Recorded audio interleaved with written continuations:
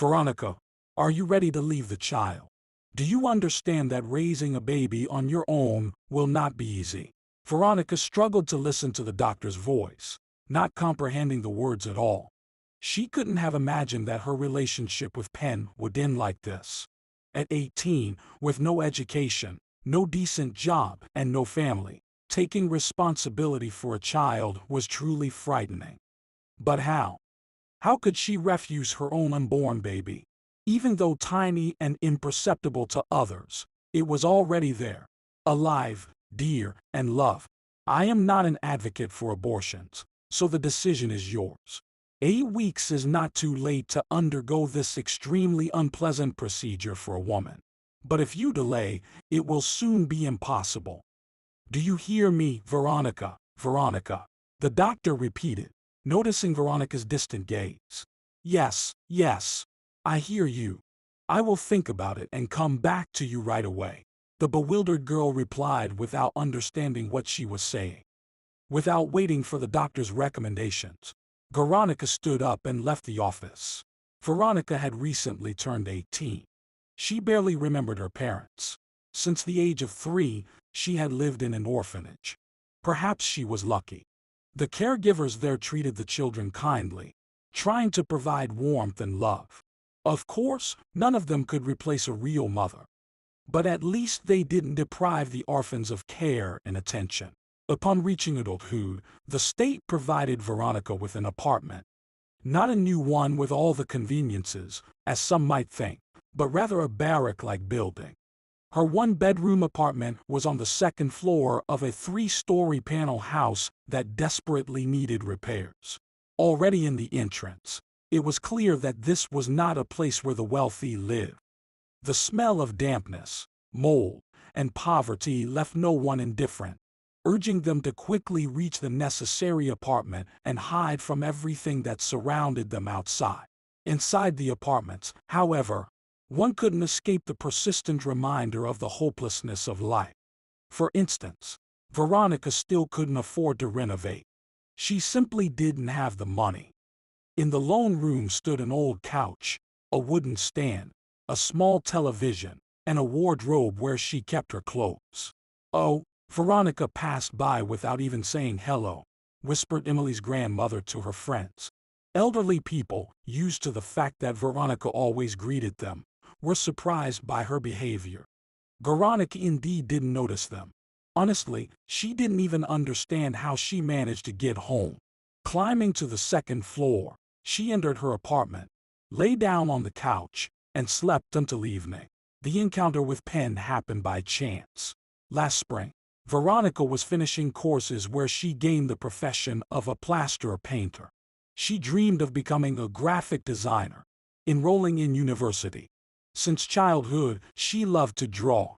Everyone who saw her works admired her talent. However, Veronica's landscapes and still lifes were drawn on ordinary sheets of paper, using the simplest watercolors.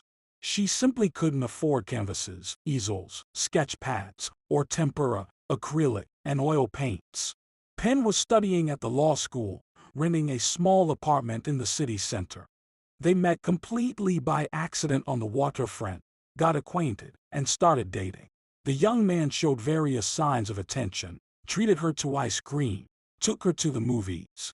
However, everything was like any other relationship. Nothing extraordinary. Veronica told herself many times not to take these relationships seriously to avoid disappointment later, but you can't commend the heart.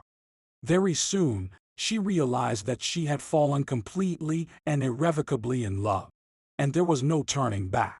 A couple of months later, their relationship grew into something more serious, although the young man never mentioned marriage. Veronica was happy with her beloved and didn't want to think about what tomorrow would bring. "Veronica, Veronica, open up. I know you're home." Victoria's voice made the girl wake up and remember everything that had happened during the day. "I'm coming. I'll open it now," replied the apartment owner, threw off the blanket, and walked to the door. At the doorstep stood Veronica's friend, with whom she had grown up in the orphanage. Victoria could be trusted with anything. She knew how to keep secrets. "What's happening with you?" the guest asked as soon as the door opened. I've been calling half a day, and you don't answer. How can you do that? And you look not very well. Haven't you fallen ill by any chance? No. Don't worry, I'm healthy, Veronica replied on her way to the kitchen, turning on the light and taking a couple of sandwiches with sausage from the refrigerator. The girl put a kettle on the stove. However, as soon as she sensed the smell of food, she covered her mouth with her hand and rushed to the bathroom. When she returned a few minutes later, Victoria looked at her with a questioning gaze. Well, how many weeks? Victoria asked, implying that lying in this case would be pointless. 8. Veronica replied offhandedly, sitting on a stool. I went to the doctor today. He asked if I would give birth, and I still don't know what to do with all this. Does Penn know? Victoria asked the next question. No, and he won't, Veronica said, turning off the stove and pouring tea into cups. I haven't seen him for 3 weeks. He doesn't call, doesn't write. He even blocked me on social media. So, you broke up? Victoria wondered. Why didn't you tell me? I might have figured out how to reconcile you two. No need to make anything up, Veronica interrupted her friend. I'm not what he needs. It was clear from the start that I'm not his match. How did you decide that? Look at yourself. There are no more beauties like you, Victoria began to persuade Veronica. Veronica herself knew that she was blessed with beauty. With thick, long, dark chestnut hair, large green eyes, and a beautiful figure, any model could envy her. Penn should never find out about anything. Veronica wanted to say something else, but couldn't hold back her emotions and burst into tears. Victoria struggled to calm her friend for a long time. It seemed that in these moments, Veronica finally managed to release all her negative emotions. His mother came to me 3 weeks ago, insulted me with the worst words. She said I want nothing but money from her son. Asked me to disappear from his life. Veronica explained, struggling to articulate the words. How? How did she find you? Did she come here? To your apartment? Victoria was more and more surprised. Yes, I still wonder how she found out my address. You should have seen how disgustedly she stood in the middle of the room. It seemed like she was about to faint from everything she saw. Veronica spoke. Victoria silently listened to her friend, hugging her shoulders, unsure how to react to her words. Half an hour passed before Veronica calmed down. Victoria, I don't want to get rid of my baby. But I understand perfectly well that raising it alone will be very difficult. Look, I have no conditions for the baby to be comfortable here. What should I do? What to do? Veronica asked, looking at her friend. Listen, I think it's not a good idea to leave you alone today. Let's stay overnight, and tomorrow morning we'll figure out what to do next, Victoria suggested. The night was restless for Veronica.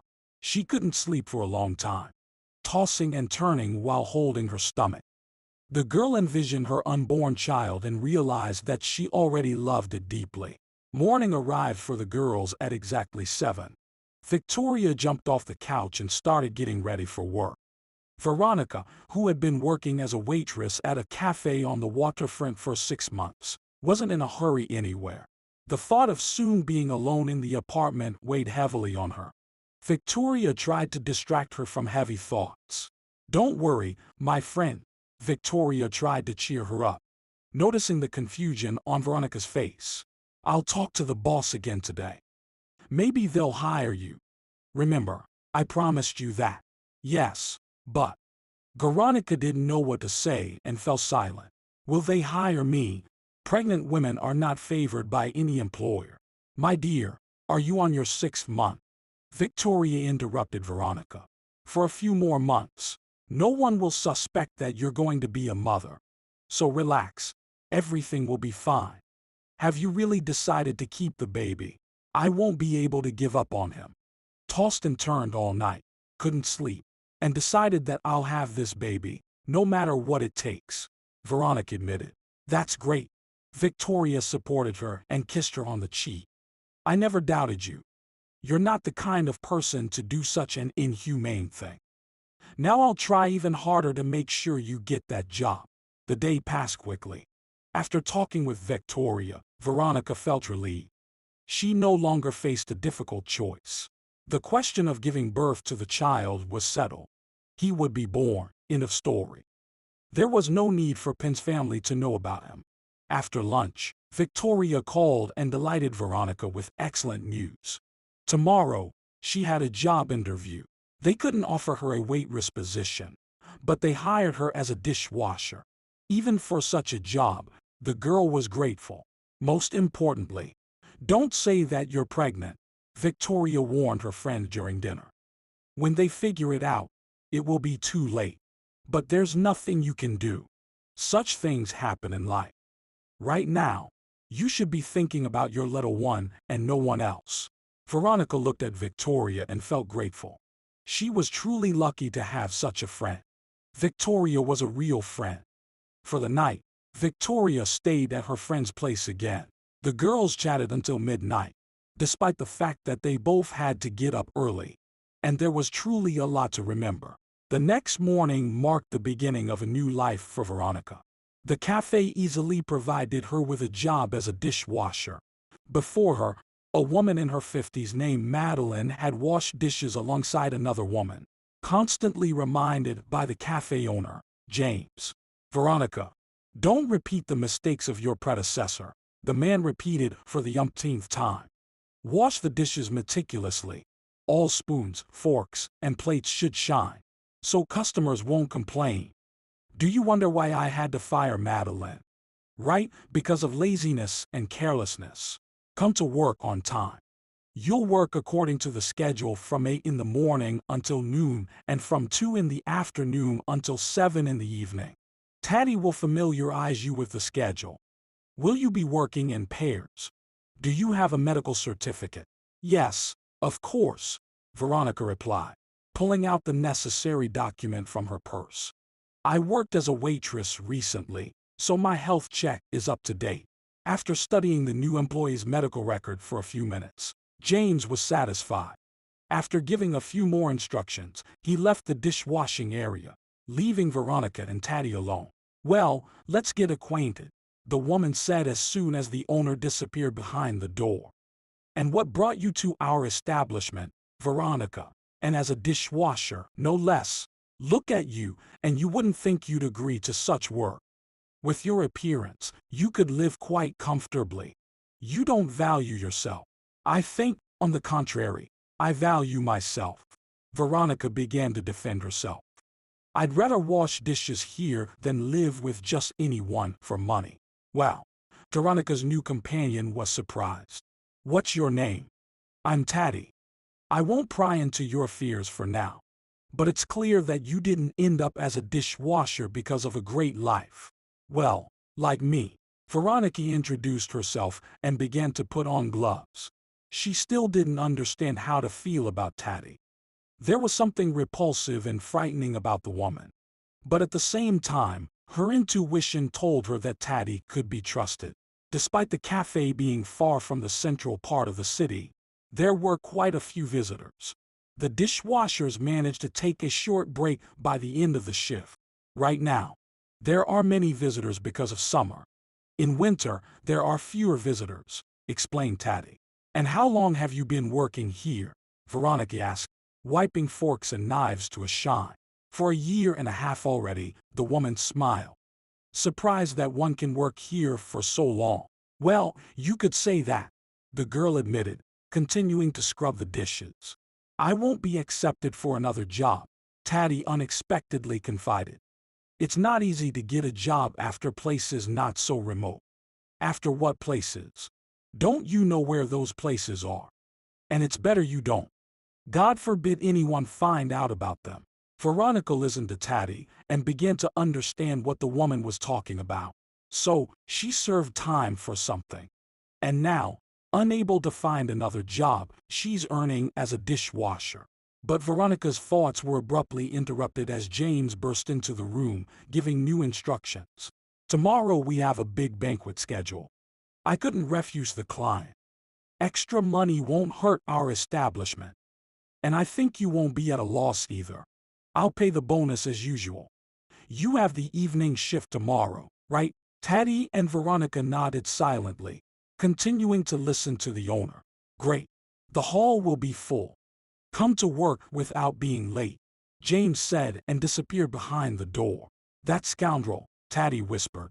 He always warns us at the last moment. Probably just received the order and couldn't refuse. That's our James for you. Don't be surprised. He's like that. Unexpected and spontaneous. With that, Veronica and Teddy's workday came to an end.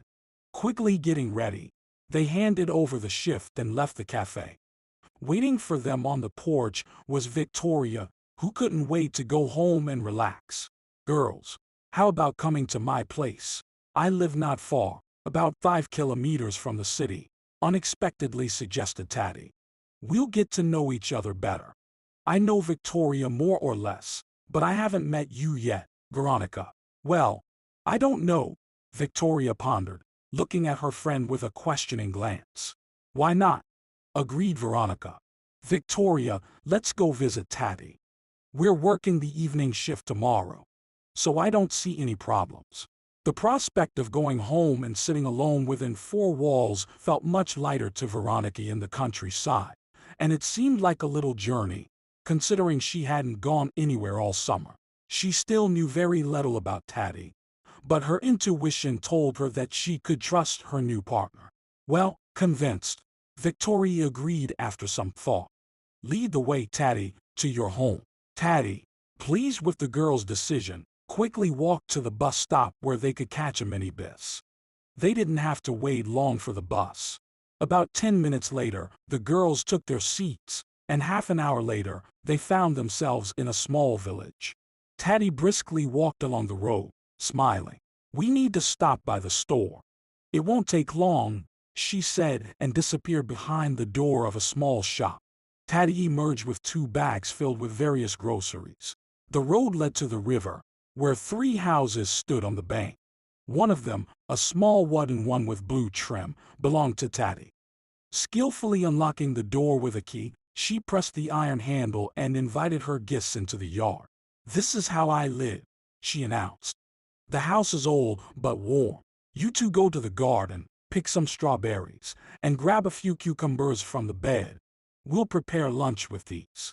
The girls ran towards the garden, while Teddy went into the house to attend to the kitchen. Half an hour later, Veronica and Victoria entered the house with a bucket of ripe aromatic strawberries and fresh cucumbers. Teddy invited her guests to the table. Veronica felt like she had never eaten so deliciously before. After having their fill, the girls went to the yard. Veronica couldn't get enough of the air, saturated with the scents of herbs, flowers, and the river running just beyond the garden. In a small gazebo, there was an old sofa and 2 chairs. The girls spent the next few hours there, having many topics to talk about. Teddy, I'm curious, why do you live alone? Do you have a family? Victoria asked. I'm alone. It just happened, my girls, that I remained alone in this world, sighed the woman. This house belonged to my parents. They've been gone for several years. I already told Veronica that I spent a long 12 years in prison. Oh, if only I could turn back time. Why did you end up in prison? Tell us. Victoria continued to ask questions. I haven't told anyone until now. But I'll tell you, Teddy agreed. I met Veronica today, and she touched my soul in some way. For a while, I even thought she was my daughter. She would have been 18 now. What happened to your daughter? Veronica asked cautiously, realizing that these memories caused pain for Teddy. She died before being born. The woman shocked them with her answer. My husband, Dylan, ruined my entire life. He used to drink and get violent. Even my pregnancy didn't stop him. It was already a long term, the 6th month. One day he came home drunk and hit me. I fell and hit my stomach. I couldn't get up on my own. When I woke up in the hospital, the doctors told me my little girl was gone. Then Dylan apologized, knelt before me. I foolishly forgave them, and later regretted it deeply. I didn't file a complaint against him, thinking he would change, stop being violent. In the maternity ward, They warned me that I wouldn't have any more children. I grieved terribly. I even wanted to leave my husband, but he wouldn't let me, threatening me. Gradually, he resumed his violence. Despite that, no one could guess his nasty character. Everyone thought he was a good man. Women even envied me. I became angry with him after that incident, but was very afraid of him. Once, he wanted to hit me with a stool while drunk, and I would have been gone if I hadn't grabbed a knife. I don't remember doing it, but I killed him. Then I tried to explain that I did it in a state of shock, trying to defend myself, but I couldn't prove anything. Long story short, I was sent to prison for 12 years. I was released a year and a half ago. Taddy fell silent, as if trying to catch her breath. The girls listened to her in silence, not daring to interrupt. Veronica only now began to understand what had repelled her from this woman. 12 years in prison had left an imprint on her behavior and way of speaking, but it was evident that Taddy hadn't grown bitter towards this unjust world. She was trying to survive in it, though it wasn't easy. Why didn't you leave him right away? You should have run away from him as fast as you could, Veronica asked. Well, it happened that I couldn't leave. I lived like that until I brought myself to the edge. Many still blame me for my husband's death. They don't talk to me. They openly avoid me, explained Taddy. But Veronica reacted calmly to the news of my past. I immediately understood that she could be trusted. I'm only 40, and I look much older. Prison life has left a deep imprint not only on my soul, but also on my appearance. Veronica was surprised that Taddy was only 40. She looked much older. The girl thought her new acquaintance was at least 50. Under no circumstances should you give up your child. If you have an abortion, you'll regret it deeply. I realized right away that you were pregnant. I remember my feelings in the first few weeks. And be sure to see a doctor, Taddy advised. How? How did you guess? Veronica asked, astonished. Nausea, paleness, and your gaze. As if you're living day by day, explained Taddy. Admit it, the guy left you. You're a beautiful girl.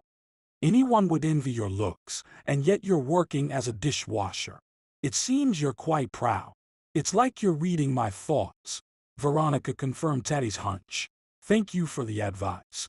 Not long ago, I didn't know what to do with my pregnancy. But now I'm sure I'll keep the baby.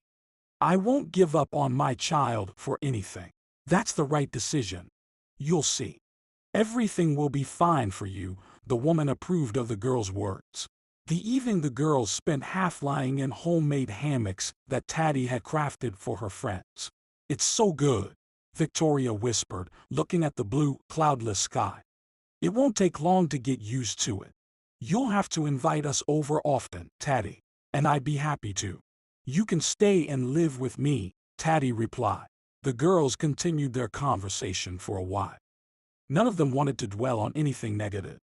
It seemed that ahead of them awaited only happy events. And if there were problems, they were solvable. They slept on a sofa in a large room. The night passed peacefully. In the morning, they were wakened by the homeowner, Taddy. She had managed to bake delicious pancakes early in the morning and gathered some strawberries. After breakfast, the girls prepared to head back to the city. They had to be at work after lunch. In the first half of the day, Veronica planned to visit the women's clinic to get registered. Veronica, go to the doctor, and don't be afraid. Children are the most precious thing in a woman's life. Never dare to cry over men. Most of them are not worth a single tear, Taddy said, giving her friends advice as she escorted them to the bus stop. The women's clinic was empty when Veronica arrived. Only a few pregnant women sat on the benches in the corridor, waiting for their turn. Hello. I have an appointment at 9:30, Veronica told the receptionist. After receiving all the necessary documents, Veronica also sat on the table near the required office. The doctor was not there, although the appointment time had already arrived. 10 minutes passed, and the doctor did not hurry to her workplace. However, two women sat down next to Veronica. The older one reprimanded the younger one without trying to lower her voice, even though the young girl was in tears. Have you gone mad? I told you not to get involved with him. Where did it all lead? Abortion. Only abortion. She rudely explained to the crying girl, disregarding her feelings. You need to study first. Get married. Who will take you with the child later? You'll live your whole life alone, unwanted by anyone. We love each other, and he's not going to abandon me. Mom, please stop, especially in front of people. It's embarrassing, the girl tried to calm her mother. Not like this, son-in-law, I dreamt of, said the woman. You'll have many like him. And I don't need grandchildren yet. It's decided, only abortion, she repeated and fell silent. Veronica sat and listened to the dialogue between the two unfamiliar women, unable to comprehend how a mother could personally bring her daughter for an abortion. It's not just an operation. What if the girl can never have children again? But her thoughts were interrupted when she saw the approaching doctor. Veronica was the first in line, so she was sure she could get into the doctor's office right away, but that wasn't the case. Nicole, the mad mother, literally pounced on the doctor. Explain to my Charlotte that it's too early for her to give birth. She's still a girl. Just perform an abortion for her. Don't refuse us, I beg you. Maria, let's discuss everything in my office. Be patient, the doctor replied, looking attentively at Veronica. She clearly recognized her and tried to guess the purpose of the patient's visit. Veronica, have you returned to me? I also thought I would never see you again. She addressed the girl, focusing all her attention on Veronica. Well, come in. So, what have you decided? She asked as soon as she closed the door to her office. I understand that I should not in any way persuade you to have an abortion, but I repeat once again that it will be difficult for you to raise a child alone. I will give birth. Veronica interrupted the doctor, realizing that the doctor would insist on an abortion again. You will give birth. But it's your business. My business is to warn. Now I'll give you a referral for tests and an ultrasound. I warn you right away, some of these tests are paid. Do you have the money to do them? The doctor asked in a displeased tone. Veronica looked at the woman in the white coat, bewildered. The doctor, aware of the potential consequences of the abortion procedure, persistently tried to persuade her to go through with it. Something fishy was going on here. This doctor was clearly making a significant profit from this dirty business. The girl sitting in the corridor and resisting her mother was in for a tough time. They would now team up to pressure her into having an abortion.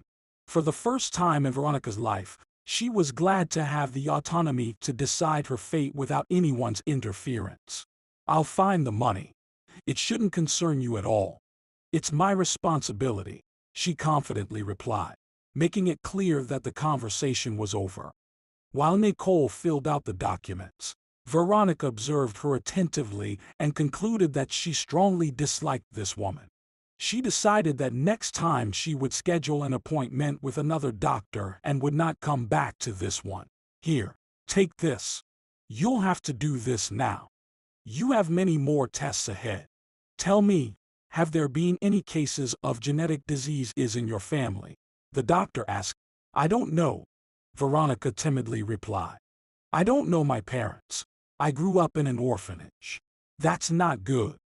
You'll have to take more tests to rule out a range of genetic diseases for the future baby, the doctor explained, continuing to jot something down in the medical record. I wish you a happy pregnancy. By the doctor's tone, Veronica understood that she didn't really wish her a trouble-free pregnancy. On the contrary, she seemed to mock and openly express her disagreement with Veronica's choice. Leaving the doctor's office, Veronica could finally exhale. She made a promise to herself that she would never come for an appointment with Nicole again.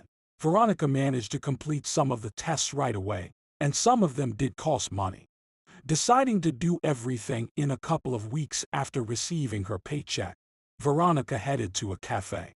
She remembered that a challenging work day awaited her. When she arrived at her workplace, it was exactly 1 o'clock. Teddy greeted her at the dishwasher.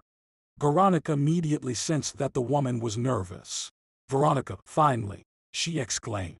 "James came by for inspection several times. He promised to fire you if you didn't show up on time. But I didn't come late. I arrived right on time." Veronica began to justify herself. "Now I'll quickly change and get to work. Just prove that to James. When he's nervous, it's better not to cross his path," Taddy explained. "And overall, I wanted to warn you yesterday that our boss is a ladies' man. And you're a beautiful girl, so be on guard with him." Upon these words, Veronica didn't reply, only smile. At that very moment, James burst into the room without knocking. "Well, did you decide to show up?" he casually asked Taddy, not immediately noticing Veronica behind her. You finally came. On days when there's some event in the cafe, you should at least come to work half an hour early to get everything done. We'll manage everything just fine. No need to stress about it," Veronica replied as if nothing happened. But she immediately noticed a warning sign in her partner's eyes and realized she had said too much. "What? Are you planning to defy me?" James didn't expect such an answer. "I advise you to be silent and do your job. Guests are already gathering in the hall." James left the room, slamming the door loudly. "Do you want to be out of work?" Taddy whispered. "When the boss is in a bad mood, it's better not to defy him, understood? But why are you all so afraid of him?" Veronica wondered. "Let him find others willing to work for such a pittance. But he can easily fire you too, so it's better to keep quiet," Taddy whispered again, glancing at the door. The boss didn't show up for the rest of the day. There was indeed a lot of work. About 100 people were invited to the banquet and fit into the small cafe hall. The guests made noise until around 9 in the evening. Veronica, Victoria, and Taddy could only leave work at 10. When Veronica got to her apartment, she opened the door and, finding herself alone, burst into tears. Maybe it was the pregnancy, or maybe it was fatigue. It took her a long time to calm down, and she only fell asleep towards dawn. The next day, Veronica woke up when the clock showed 11. After a leisurely breakfast, she decided to take a stroll but met Victoria on the doorstep. "Veronica, why aren't you answering the phone?" The girl rushed at Veronica. "I called you several times." Looking at the phone screen, Veronica saw that her friend had called her 5 times. Since the evening, the phone had been on silent mode, and today she forgot to turn it back on. "What happened? Why are you so upset?" she asked with curiosity, looking at Victoria. "Didn't Penn come to you? Just tell me honestly." Victoria asked a surprising question. "No," Veronica replied, not understanding what her friend wanted to tell her. "So I was wrong. Well, let it be for the best," Victoria said, as if trying to justify herself to Veronica.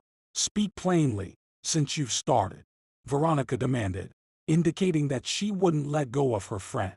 "I just can't understand," Victoria mumbled, trying to find the right words. "Well, what is it? Did you see Penn?" Victoria began to question Veronica. "Yes, I went out for a walk in the morning. It's a weekend after all, and saw Penn not far from my house," the girl finally said. "What's so special about that?" Veronica shrugged, trying to pretend that this information was not interesting to her at all. "He was not alone but with a girl," Victoria continued her story. "It seemed to me that they were quite familiar. They were walking, holding hands, smiling, and looked so happy. You know, I was consumed with anger. I wanted to approach them and tell him about you. He should know how wrong he acted. Why should you raise the child alone? Maybe if he knows the truth, he'll come back to you." "No, absolutely not," Veronica sharply replied. "I don't need such gifts from him. Let him live as he sees fit. And you, Victoria, know this is only my child, and nobody from his family should know about it." "Never. Every time I remember his mother, shivers still run down my spine. No, it's better to be alone than become part of that family." "I understand you," Victoria replied quietly, realizing that she shouldn't have told her friend anything at all. 2 weeks passed. and Veronica continued working at the cafe. After receiving her advance, she spent most of the money on medical tests. Once she had the results in hand, she decided to go back to the women's consultation center. "I would like to schedule an appointment with a different doctor," Veronica informed the receptionist, who looked at her attentively and smirked. "If I'm not mistaken, you registered for pregnancy checkup 2 weeks ago." Dr. Nicole handled the paperwork. "I can't help you. She will be overseeing your pregnancy. Those are the clinic rules." Veronica silently took the documents and headed towards the designated office. Nicole was busy with another patient and, as usual, paid no attention to the fact that appointments should be honored at the scheduled time rather than keeping patients waiting in the corridor. Instead of the designated 10 in the morning, Veronica could only get in later. "Veronica, I'm glad to see you. How are you? Is everything okay?" Nicole greeted her. "Seems fine." Veronica didn't expect to hear such words. She was certain the doctor would behave rudely again, so she prepared herself to defend and argue. "That's wonderful." Nicole continued her unusually warm reception. "So, how are your test results?" The doctor carefully examined the papers Veronica provided and remained silent for a while. "Excellent. All the tests are normal. You need to take a couple more tests. I'll arrange with our lab. They will do them for free. I'll explain everything to you. And for the future, Veronica, let's agree that I'll assist you in everything. You won't have to pay for any of the tests, even the paid ones. I understand your challenging situation," the woman kindly explained. Veronica listened to the doctor and couldn't believe her ears. How could this woman change so much in just 2 weeks? Not long ago, she was pressuring her to have an abortion, and now she decided to help and support in every way. Apparently, Veronica had misjudged her. Nicole was indeed an excellent doctor, ready to selflessly assist her patients. "You're young, strong, confident. The baby will be perfectly healthy," the woman continued. "But you'll have to strictly follow the instructions I'll give you. I'll prescribe vitamins, affordable but good ones. Try to rest more, eat well, and avoid stress. Even though the baby is still tiny, it already understands and subtly senses your mood. Remember this throughout your pregnancy." Veronica sat on a chair, nodding her head silently, not fully comprehending what was happening. Taking the prescription and recommendations from the obstetrician-gynecologist, she left the office, still questioning everything, and headed to the bus stop. Her workday was starting in the afternoon, so she had a few hours to collect herself and reflect on everything. Thoughts of work filled Veronica with melancholy. At the beginning of summer, she dreamt of enrolling in a university to obtain a degree in design. She had to temporarily abandon this dream. Veronica decided she would apply in 2 years when she could send her little one to daycare. The prospect of struggling with odd jobs or washing dishes in a cafe didn't bring her any joy. She wanted to study, become a real professional, find a good job, and earn a decent salary, but for now, it remained a distant dream. The workday started as usual, offering nothing new. Veronica had developed a close friendship with Taddy during her time at work. Taddy visited Veronica a couple of times, and the pregnancy was progressing well as morning sickness gradually subsided. "Veronica, the boss is calling for you," Shay, a waitress, announced, unexpectedly appearing in the dishwashing area. "To his office." "What's the matter?" Veronica wondered. "I don't know, he just asked me to tell you to come up to his office." Shay mumbled and went about her business. Veronica looked questioningly at Taddy, who silently nodded, clearly disapproving of what was happening. "Be cautious. I've told you before. Our boss is not a simple person," Taddy warned her friend. Quickly climbing the stairs to the second floor, Veronica knocked on James' door. "Yes, come in," the man invited. "James, you wanted to see me?" Veronica asked timidly, standing at the office threshold. "Yes, I did," James smiled. "Don't stand on ceremony. Have a seat." Veronica walked over to the table and sat in the chair across from her boss's desk. James efficiently pushed some papers aside and looked intently at the young woman. I'll be direct. James continued his speech. Aren't you tired of being a dishwasher? What do you mean? Veronica asked, growing more puzzled, unsure of how to react to her boss's words. As far as I know, you've said multiple times that you're satisfied with my work. That's true, but… James paused, as if searching for the right words. Veronica, you're a very beautiful girl. I think working as a dishwasher doesn't suit you at all. Don't you agree?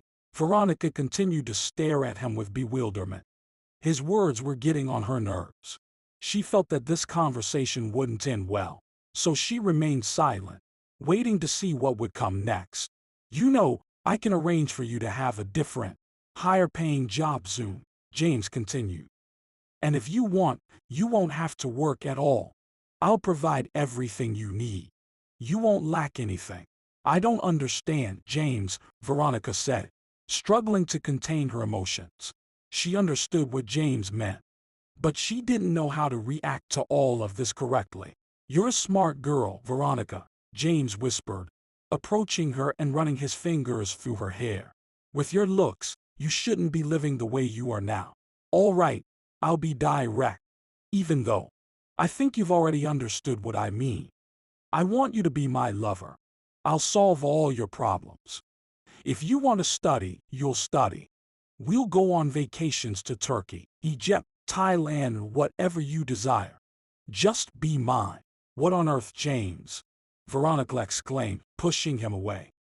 How dare you suggest such a thing? As far as I know, you have a wife and child. Wife and child are not an obstacle for us and our relationship, James insisted. I'm just offering to embellish your life because you're like a precious diamond to me, Veronica loudly cried, pushing him away. Stop this right now. You've misunderstood me. I will never agree to your proposal. Veronica made another attempt to free herself from James's grip, and this time, she succeeded. Rushing to the door, she looked back at James.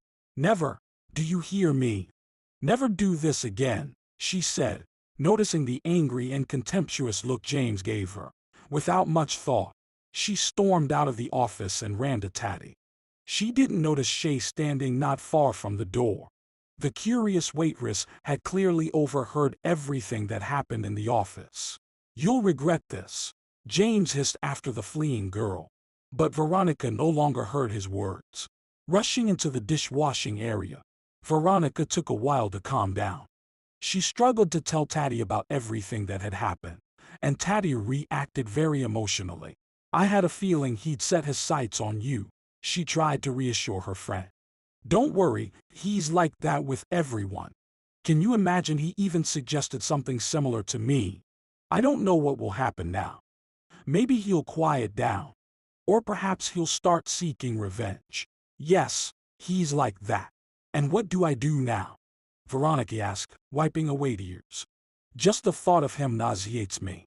Try to calm down. You don't have much time left working here. In a month, your belly will start showing, and you won't be able to hide the pregnancy. Things will settle down. And James, too, explained Taddy. Just stay vigilant for now. You never know. Veronica, what happened? Is it true that James was bothering you? Victoria asked, bursting into the dishwashing area. They're talking about it non-stop out there in the hall. Just what I needed, Veronica whispered, grabbing her head. Why is all this happening to me? For nothing, Taddy replied. They'll talk, and then they'll forget. This isn't the first time something like this has happened here. If you had agreed to James' proposal, that would have been a different story. There are spies for James' wife everywhere. He just doesn't know about it. Camilla would have found out about everything today, and we would have had to deal with her too. But now, they'll talk and forget. Taddy, are you serious about the spies? Veronica asked in surprise. Of course, Taddy smirked. Camilla knows her husband's habits, so she hires her people to work at the cafe, and they report everything that happens here. Well, Veronica said, biting her lip in pain. The workday came to an end, and by evening, rain began to fall, accompanied by a cool breeze. So Veronica had to run to the bus stop. She had one desire: to get home as quickly as possible and try to forget everything that had happened.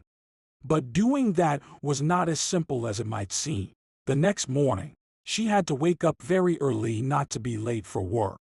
Arriving at the cafe, she changed in the dressing room as usual, left her things in the locker, and headed to the dishwashing area, where Taddy was already waiting for her. "Well, my friend, how did you sleep?" she asked when she saw Veronica. "Not very well. My head is spinning," Veronica confessed, putting on her apron. "You couldn't sleep again until morning?" Taddy asked. "Don't worry so much. James isn't worth it." It took about 2 hours before waitress Shay entered the dishwashing area and asked both women to come to the hall. Taddy and Veronica immediately sensed that something was wrong. Shay looked unusually pleased. In the cafe, there was not a single customer, except for an unfamiliar woman around 55. After a few minutes, two policemen accompanied by James appeared seemingly out of nowhere. "You claim that you lost your valuables right here in this cafe?" one of the policemen asked the unfamiliar woman. "Yes, precisely here and nowhere else," the woman squealed, nervously biting her lip. "It was a special ring. My grandmother left it to me. It's our family heirloom. I used to wear it on my finger, but over time, it became too small. I didn't want to resize the ring, so I always carried it in my purse. You see, I believe. No, I'm sure it brings me luck. When it's with me, everything always goes well. I'm convinced that this ring helps me. It holds all the strength of my late grandmother. How could it have been lost?" the next policeman asked. "You see," the distressed woman continued, "I needed to step into the restroom for a moment. I took my purse with me, but, unfortunately, I forgot it near the sink. When I remembered, I went back to the restroom. The purse was there, but the ring wasn't. I immediately checked and couldn't find my ring. It's worth a lot of money, a lot." The woman grabbed her head and swayed. It seemed she would lose consciousness any moment. "Calm down, Melanie. Your ring will be found," James addressed the client. "At least, if it really got lost within the walls of our cafe, we will do our best to find it. Officers, I've examined the surveillance cameras and can make some assumptions," another policeman, who had appeared in the room from nowhere, announced.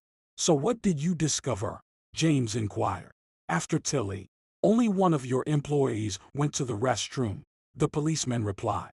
Everyone present listened to the dialogue between the cafe owner and the policeman, holding their breath. "And who is that?" the cafe owner asked the policeman with a fawning voice.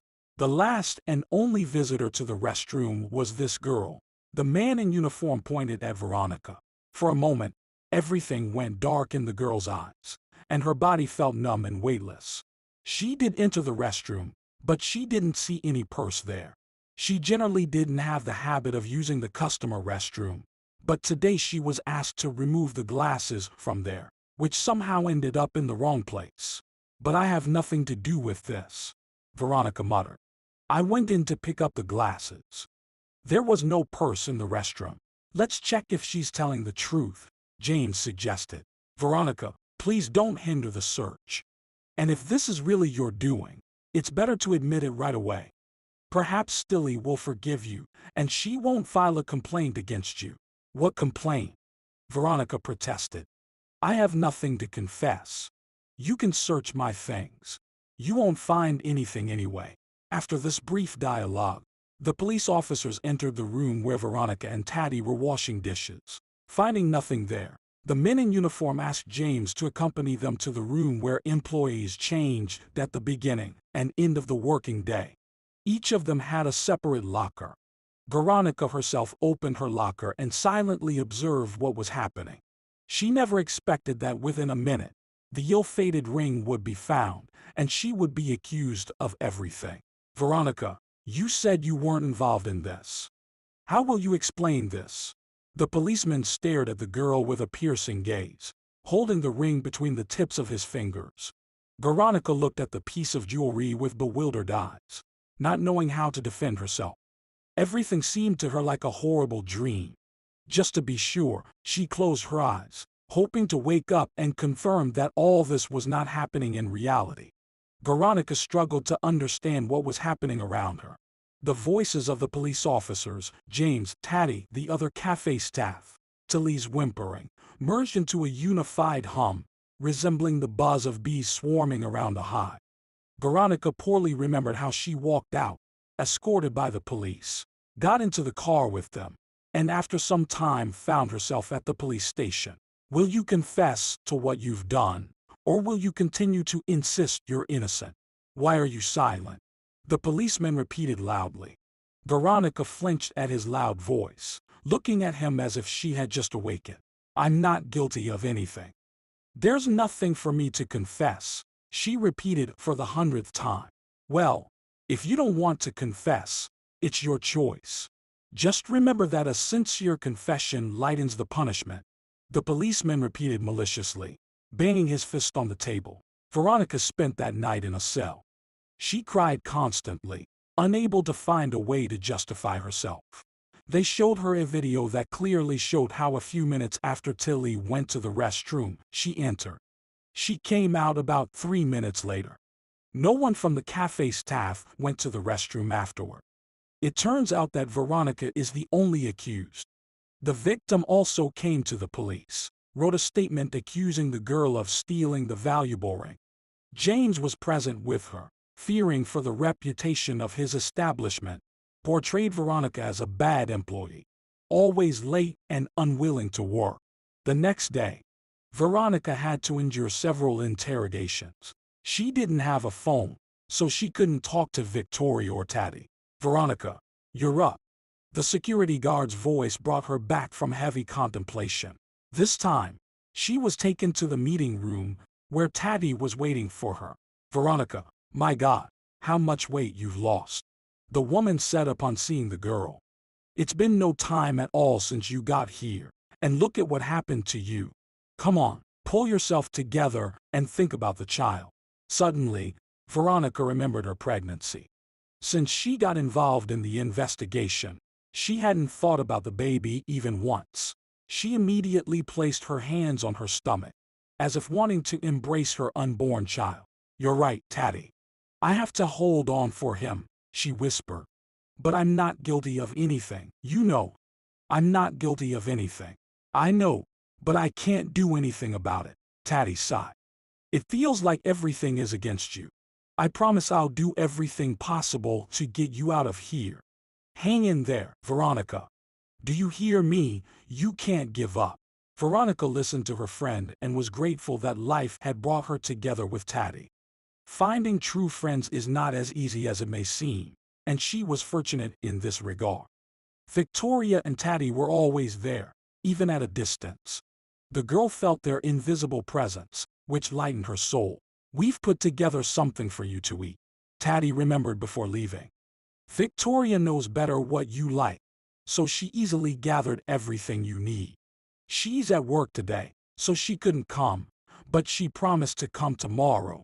So wait and don't lose heart. Okay. Veronica smiled and kissed Taddy goodbye. Thank you for being there. A week passed. During this time, Taddy and Victoria could only come once. The daily meetings with investigators were depressing for Veronica. Day by day, she became more convinced that getting out of this dirty story was unlikely. And it turned out that way. After some time, the case went to court. The lawyer assigned to her did nothing to help. The only thing he did was try to convince the girl to confess to the theft. The trial took place. Veronica herself didn't understand how she ended up behind bars. She was sentenced to 2 years. She stood in the courtroom and couldn't believe the verdict. Everything was like in a bad movie. How? How could she be sentenced to 2 years for something she didn't do? Taddy and Victoria were not allowed into the courtroom. It felt like the whole process was planned in advance, but Veronica couldn't do anything in her defense. Oh, we have a newcomer in the cell. A scary, crooked-toothed woman approached Veronica and rudely shoved her shoulder. What's your name? What were you locked up for? I'm Veronica. I was imprisoned for stealing valuables. the girl whispered, trying not to show her fear, but she wasn't doing well. Oh, so you're a professional thief. The woman continued her questioning. Christine, come here, just look at the miracle that appeared in our cell. Another woman approached. She looked younger than the first one, shorter in stature, but with small, malicious eyes, like a rat. Looking at her, Veronica felt shivers running down her spine. Well, Veronica, will you be friends with us? Share your packages?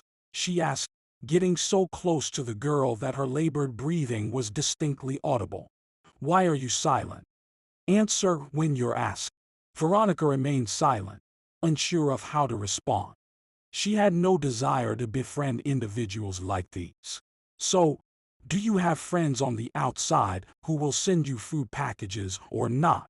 Amanda asked, seizing Veronica by the hair. Feeling the pain, she almost screamed but managed to grab the aggressor's hand in time and free herself. Oh, look at you, thinking you're brave. The woman hissed. And what are you staring at? The free show is over. Go back to your places. The onlookers, who had been silently observing everything, started to disperse and take their places on the beds. The time was approaching 7 p.m. Most likely, they had just returned from work. Veronica didn't know what to do, which place to choose. There were hardly any empty beds in the cell. About 30 women lived in one large barrack with bunk beds. In the middle of the room, there was a large table and chairs. Light filtered through small windows placed so high that it was impossible to see anything through them. This environment weighed heavily on the psyche, making one feel utterly powerless and unnecessary to society. Come here. What are you waiting for? Someone's voice made Veronica turn around. Behind her, she saw a short girl with big, beautiful brown eyes. The bed next to me is free. Come on, don't think. Settle in quickly. We'll go to dinner soon. The brown-eyed girl whispered and led Veronica deeper into the room. After making the bed and arranging her belongings in the bedside table, Veronica wanted to talk to her neighbor, but she didn't have time. The inmates were taken to dinner. I'm Catherine, and you? The girl asked on the way to the dining hall. Veronica. Veronica answered and tried to smile. Veronica liked Catherine. Next to her, she felt more confident. For dinner, the inmates were served soup that looked more like water with bits of potatoes and tea. It was also tasteless that Veronica even grimaced. At that moment, she felt a kick on her leg. Don't you dare frown, Catherine whispered. You're a newcomer, so everyone is watching how you react to everything. Eat. Finish every last spoonful. Veronica listened to her friend and struggled to force down the contents of her plate. She realized that Catherine had warned her for a reason. Many inmates watched her with interest, and Amanda and Christine didn't take their eyes off her, smirking maliciously. After dinner, the convicts lined up in the yard for a roll call. The overseer listed the names of the women who were supposed to respond. In the evening, when it was time for lights out, everyone went to sleep, and Veronica couldn't talk to Catherine. The guard kept entering the cell, checking if everything was in order. It had been a challenging day, so Veronica surprisingly fell asleep quickly and slept until morning without waking up. Getting used to the loud voice of the overseer, Veronica still had to learn. Wake up! The person in uniform shouted loudly, warning that they wouldn't repeat it a second time. Veronica again didn't immediately understand where she was, but when she fully woke up, she quickly threw off the blanket and shivered. The cell was cold. Autumn had arrived, and apparently the heating was not yet turned on. Everything had to be done quickly, not to lag behind the others. Get dressed, make the bed, wash up, and fix her hair. Veronica noticed that all her unfortunate companions performed these actions mechanically. After breakfast that was no less revolting than dinner, the women were ready to work. Veronica was to learn how to sew. After a brief instruction, she sat down at the sewing machine. I understand you won't learn to sew right away, but you must meet the quota, the overseer said and left the workshop. As soon as the door closed behind him, Christine and Amanda appeared in front of Veronica. Not only your job but ours too, Amanda boldly declared. Fail to do it, and you'll regret it. Christine stood behind Amanda, smirking. They stepped away from the newcomer, and someone's voice made the women briefly divert their attention from Veronica. Behind them, Veronica saw a woman around 50. Marielle, don't interfere in our business. You know it won't end well. Christine began to intimidate the woman. It depends on whose perspective you're considering. I don't exclude that it might not end well for you either. I'm telling you to step away from her. Veronica's defender repeated and sat next to the sewing machine. I'm Marielle. For now, that's enough for the first introduction. See, this is how you should handle the fabrics so you won't sew your finger, she calmly explained, as if nothing had happened. Her explanations greatly helped in the work. Without Marielle, Veronica would hardly have been able to complete even half of her quota in a day. After lunch, the inmates had some time for rest. For half an hour, they could walk in the yard and breathe fresh air. Marielle did well. She helped you, Catherine said as soon as a convenient moment for a conversation arose. Want a cigarette? No, thank you, Veronica declined. She had never smoked and found the smell of cigarettes unpleasant. I will, Catherine said, eagerly inhaling the acrid and fragrant smoke. I didn't smoke before I ended up here either. But now I smoke so much you can't tear me away. Almost everyone here smokes. You'll start to after a while, you'll see. No, I won't, Veronica continued to deny, rubbing her stomach. Why do you keep rubbing your stomach all the time? Catherine asked unexpectedly. Are you pregnant? Veronica hesitated for a moment and nodded. What? And how many months? The girl exclaimed. The 4th month, Veronica replied, once again caressing her stomach. And even that didn't save you from prison. It's all strange. It feels like there's an enemy on the loose who did everything to get you behind bars, Catherine concluded. Do you happen to have any idea who it might be? What enemies are you talking about? Veronica sincerely smiled. I have no enemies, only friends, Taddy and Victoria. Let's assume that's the case, Catherine continued to ponder, inhaling her cigarette. Anyway, I don't like all this. Tell me specifically what you got caught for. Veronica detailed the events, and Catherine reacted with strong words. So, James is the one who landed you here. I'm telling you, it's him. You refused to be his mistress, and he decided to get back at you. Hardly, Veronica pondered. Why would he do that? He's that kind of person. He decided to get back at you in this way. What a scumbag. Ladies, could you lower your voices? Marielle warned. Greetings from the outside for you. Veronica didn't expect such a turn of events, so she looked at Marielle with a questioning gaze. Don't be surprised. Taddy sends her regards. She came to see me today. We know each other well.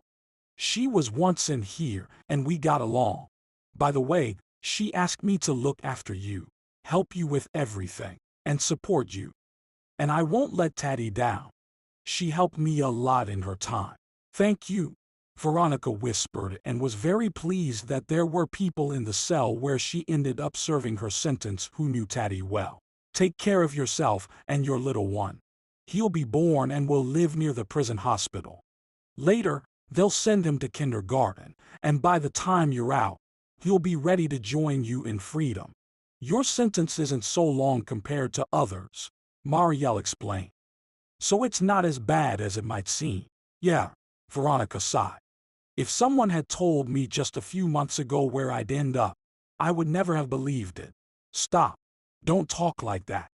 People live in prisons, and you will too. You'll manage. Marielle tried to reassure Veronica. Tell me everything about yourself in the evening after the roll call in the cell. Veronica nodded in agreement and heard the voice of the overseer announcing that break time was over, and it was time to return to the sewing workshop. Noticing that Veronica was accompanied by Catherine and Marielle, Amanda and Christine decided not to bother her. In the evening, as soon as there was free time, Veronica and Catherine approached Marielle to talk and get to know each other better.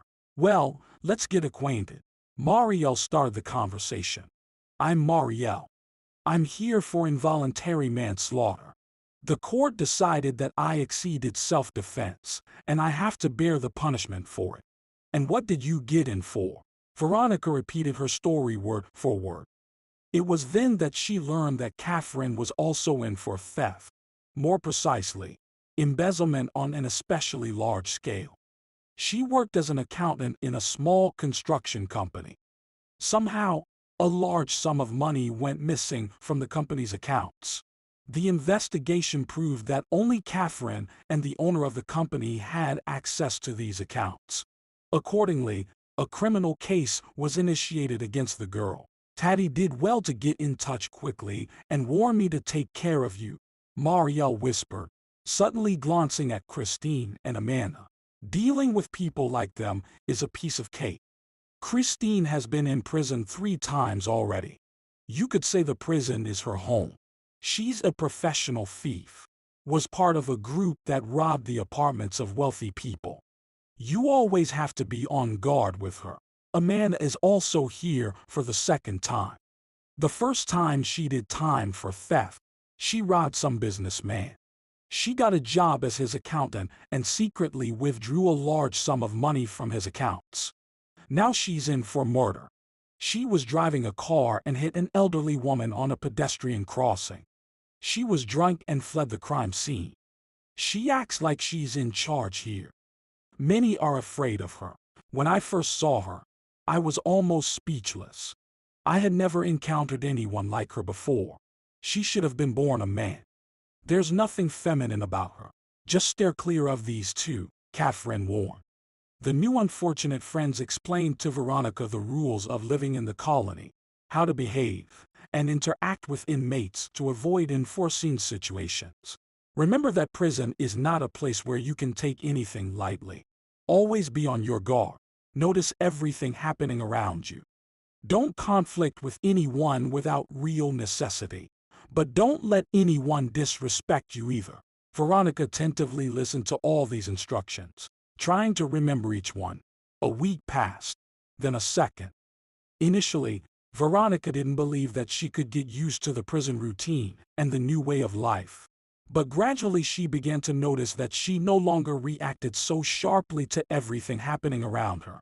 The only thing that troubled her was being in the colony on false charges. She knew that Victoria and Taddy were still on the outside, trying everything possible to get her released. But so far, their efforts had been in vain. Her relationships with Christine and Amanda never improved. At every convenient opportunity, they tried to provoke her, elicit aggression. But Veronica well remembered the advice of her friends and tried to navigate around potential conflicts. She also noticed the disapproval from the overseer Janet. The woman often tried to accuse her of not meeting the production norm or being careless. Veronica didn't know what caused such an attitude, but she tried to avoid catching Janet's eye as much as possible. On Saturdays, as a tradition, inmates could take showers, bringing their own soap, washcloth, and shampoo. 2 months had passed since Veronica found herself behind bars, and there was no talk of a review of her case. Taddy had been to the colony 3 times during this period. Victoria managed to visit her friend Weiss, and they regularly sent parcels. Of course, most of the products Veronica shared with her fellow inmates, but there were no complaints against her. Despite all the circumstances, Veronica's pregnancy was progressing well. There was no talk of any medical control, although the local doctor often invited her for examinations, prescribing various tests to check the baby's development. Cheer up, Veronica. Everything is fine with the baby. He should be born on time, the doctor informed her during a routine checkup. I think in the first half of April, you'll become a mother. Of course, it's rare for us to have healthy children born here, mostly with pathologies. I find you likable, so I'll prescribe you some vitamins. Take them as I instruct. Veronica was greatly surprised by the doctor's humane approach, but was grateful for the compassion and interest in her fate. She knew that there was a special nursery near the colony where the children of inmates stayed. Children were kept in this nursery until the age of 3, and then relatives took them. Veronica was happy that she would only be serving a 2-year sentence. She dreamed of the time when she could leave this dreadful place and enjoy freedom with her son or daughter. She didn't know the gender yet, but already loved the child with all her heart and eagerly awaited the moment when she could hold her little one in her arms. Weeks passed into months. Winter passed. Spring arrived, and the snow began to melt. Veronica's belly had become so large that she could barely fit into her shoes. Her loyal friends helped her with that. They, too, couldn't wait to see Veronica's baby. "Veronica, this child will bring you a lot of joy in life," Marielle said once. "Children are the flowers of life, and therefore you'll bloom alongside him." Veronica didn't know what to say to these words. She was happy that the baby would be born soon. However, she couldn't shake the concern about the conditions in which he would have to live in prison. He wouldn't receive proper care, and she wouldn't be able to care for him. Only for the first few weeks would they be allowed to be together. And then she would have to come to him several times a day to feed, and that's it. But even this brought joy to Veronica. The main thing was that she would know the baby was nearby, and soon they would always be together. The birth began earlier than expected. At night, Veronica woke up in pain and didn't immediately realize that contractions had started. After walking around for a bit, she understood that it was time to call for help. The girl was taken by an ambulance to the nearest hospital. Insufficient nutrition, harsh living conditions, and constant stress took their toll. The child demanded to come into the world in the 8th month of pregnancy. An hour passed, then another. Morning came. Contractions persisted, and the baby didn't want to be born. Exhausted, Veronica endured the pain. The baby was born only after 14 hours. After giving birth, Veronica heard a cry. For a few seconds, they let her look at the baby. The tired girl managed to realize that she had given birth to a girl, noticing a birthmark on the baby's right elbow in the shape of a heart, about a centimeter in diameter. "May God protect you, my daughter. You will surely be happy. After all, you were born with such a birthmark," Veronica thought and lost consciousness. A chilling cold was the first thing the girl felt when she came to. The cold wasn't just in the hospital room, but also in her soul. Veronica couldn't explain why she felt this way, but she wanted to cry, as if something terrible had happened. Time passed, and no one entered the room. She lay alone in the middle of the room, staring at the ceiling. Trying to get up, Veronica realized she had done it in vain. Her head spun, her legs didn't obey, and her stomach hurt like never before. Finally, a nurse appeared in the doorway and began cleaning up. "Excuse me, can you tell me when they will bring me my baby?" she asked the woman, who seemed to completely ignore her. Repeating her question, Veronica realized she wouldn't get any answers, so she continued to patiently wait. The doctor appeared only 2 hours later. "Well, Veronica, did you get what you wanted?" asked the young doctor from the doorway. "Didn't think about yourself. Ended up in prison. And your child suffered for all your sins." Veronica listened to the doctor and didn't understand what he meant. "What about my little girl? Bring me my daughter," she demanded, feeling that the doctor was withholding something. "You've come to your senses too late. Your daughter died because she was born prematurely. Among other things, we diagnosed her with pneumonia and several other life-incompatible conditions. So think twice before getting pregnant. Ending up in prison or not," he coldly explained, considering himself a doctor. Veronica's ears rang, and her vision darkened from everything she heard. She tried to say something else, but lost consciousness again. "Well, finally, today we'll take a shower," Catherine said, shivering from the cold. Veronica didn't respond to her friend. Since the loss of her child, she became completely different. She spoke almost not at all, didn't want to live. Sometimes she concluded that her life had already ended. But for some reason, she still knew how to move, breathe, and occasionally eat, forcing herself through the effort of her friends. Marielle and Catherine tried not to leave her alone so that, God forbid, she wouldn't do anything to herself. "Hold on, Veronica," Marielle often repeated. "God doesn't give trials beyond our strength. Better go, light a candle for the repose of the little one. Maybe it will make it easier for you. I didn't see my daughter's body. They told me they couldn't give her to me. That's the rule, Veronica explained. And if I haven't seen her dead, it means she's alive. She will always be alive for me. She often saw her little one in her dreams. The last time, she dreamt that her daughter, whom she named Kelly and had been mentally addressing by that name for 3 years, was walking with her through a vast green meadow strewn with daisies. The girl held her mother's hand tightly, smiling. Suddenly, she let go and ran towards the river. Veronica ran after her but couldn't catch up. Completely exhausted, she stopped and realized she had lost her little one. Kelly was nowhere to be found. The pain, horror, and sorrow compressed the girl's heart. She cried, calling for her, but the girl didn't respond. Every time after such dreams, Veronica woke up in a cold sweat and couldn't move. 2 months passed. Long and agonizing 2 months that seemed like eternity to Veronica. During this time, even Christine and Amanda hardly approached her, as if understanding that she was already going through a tough time. Women, one after another, as usual, went to the building where the showers were located. Veronica, after undressing, took one of the cabins and turned on the hot water. The warm, slightly hot streams ran over her body, reminding her of the past. In her old apartment, there was also a shower where she could wash calmly and unhurriedly. Here, time was limited. In a few minutes, she had to get herself in order.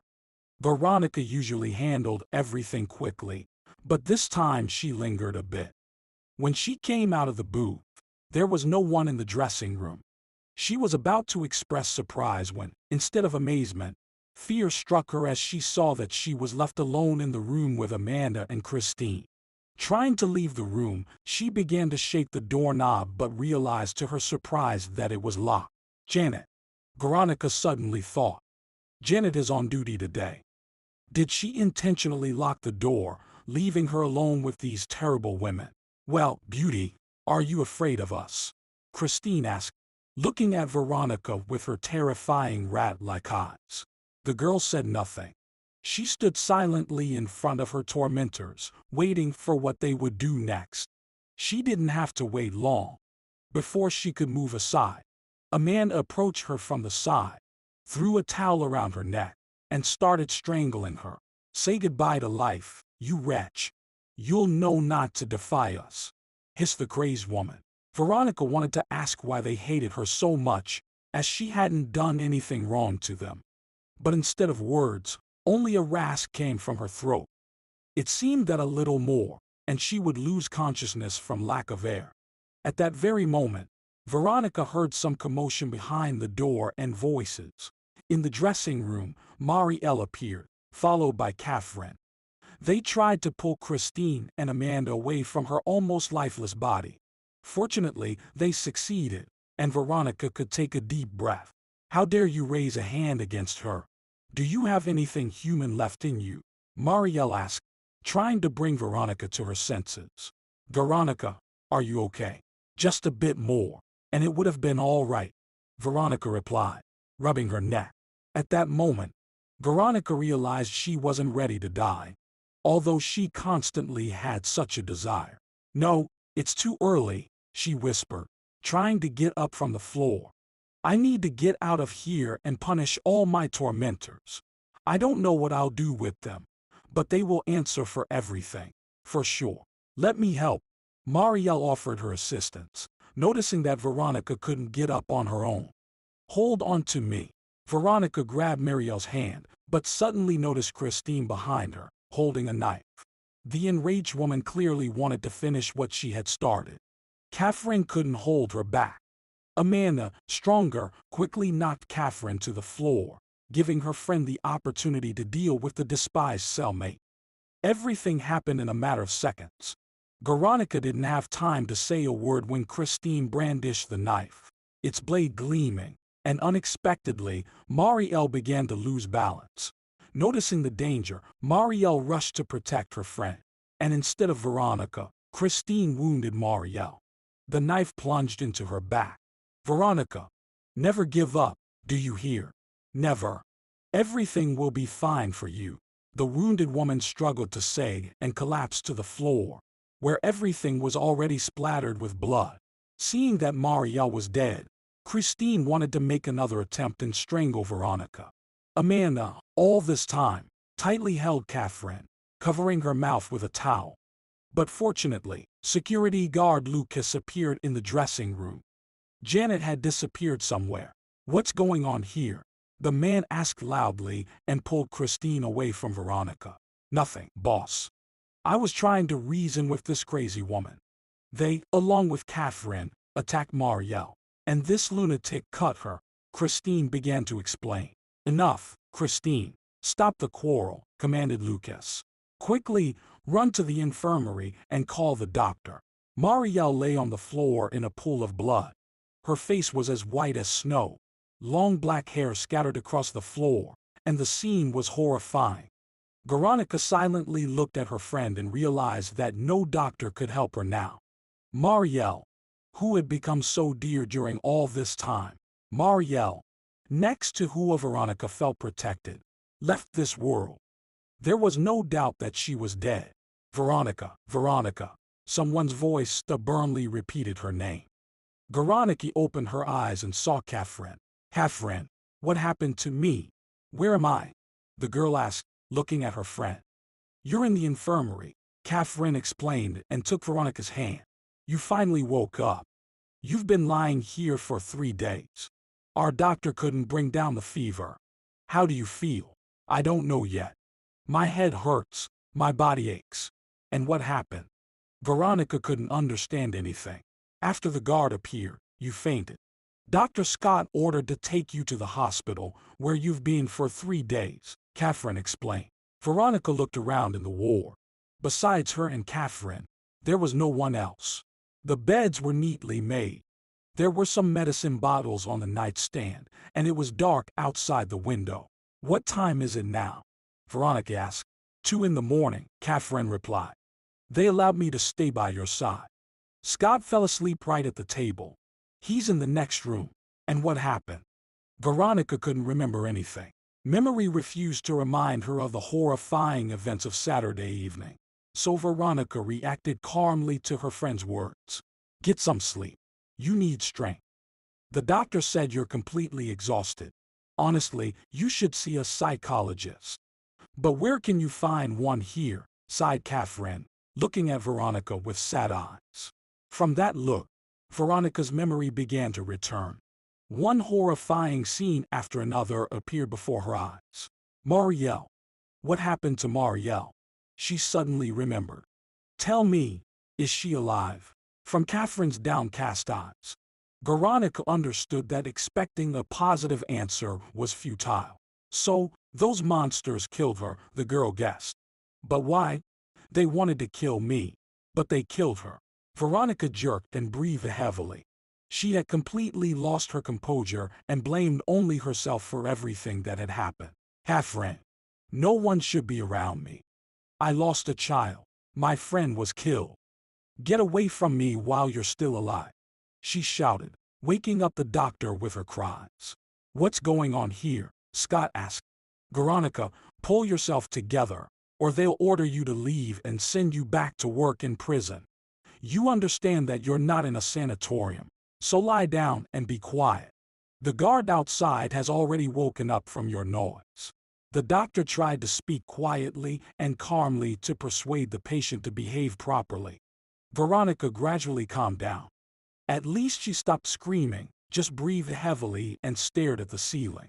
Veronica, don't talk nonsense. The one to blame for all your troubles is the one who wants to cause you pain, make you suffer, Catherine whispered, gently stroking her friend's head. Calm down. We have to live on. I want to know who this person is.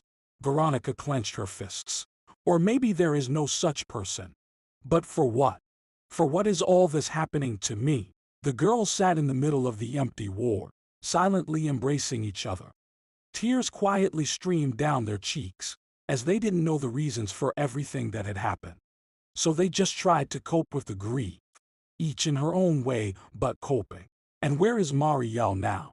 Veronica suddenly asked. You say I've been lying here for 3 days. They handed her body over to relatives yesterday. They probably buried her already. How are we going to live without Marielle? Catherine answered, crying again. But at least Christine and Amanda were transferred somewhere. I really hope we won't encounter them again. Transferred? Veronica rejoiced. So, we still have a chance to survive in this colony. Although, instead of those two, others could appear at any moment. A week later, Veronica was discharged from the hospital. She returned to prison, resumed her work in the sewing workshop. But she couldn't forget what had happened to her for a minute. 2 months might seem like a short period from an ordinary person's perspective, but in the colony, time stretched endlessly. It felt elastic, sluggish, and agonizing. Unnoticed, summer came, followed by autumn, winter, and spring. And finally, the day of release arrived. Veronica, it's great, my friend. Just outside the colony gates, Veronica heard Catherine's familiar voice. The friends embraced, unable to believe their luck. Catherine had been released 3 months ago and had visited her friend several times. Veronica knew she had found a job as a maid in a hotel, thanks to an old acquaintance who helped her quickly solve the employment problem. Finding a steady job after prison was not easy. Few employers agreed to hire former inmates. Listen, how about coming to my place today? Catherine smiled cheerfully, shaking her curls. Okay, but. Veronica paused, lost in thought. What but? Do you have urgent matters? Catherine inquired. What urgent matters could I have? You should know about it. I just want to visit my apartment. It's been 2 years. And I want to see Victoria. I wrote to her that I'm getting released. I hope she remembers and comes to see me. No problem. Then I'm coming with you. I don't want to leave you alone on such a day.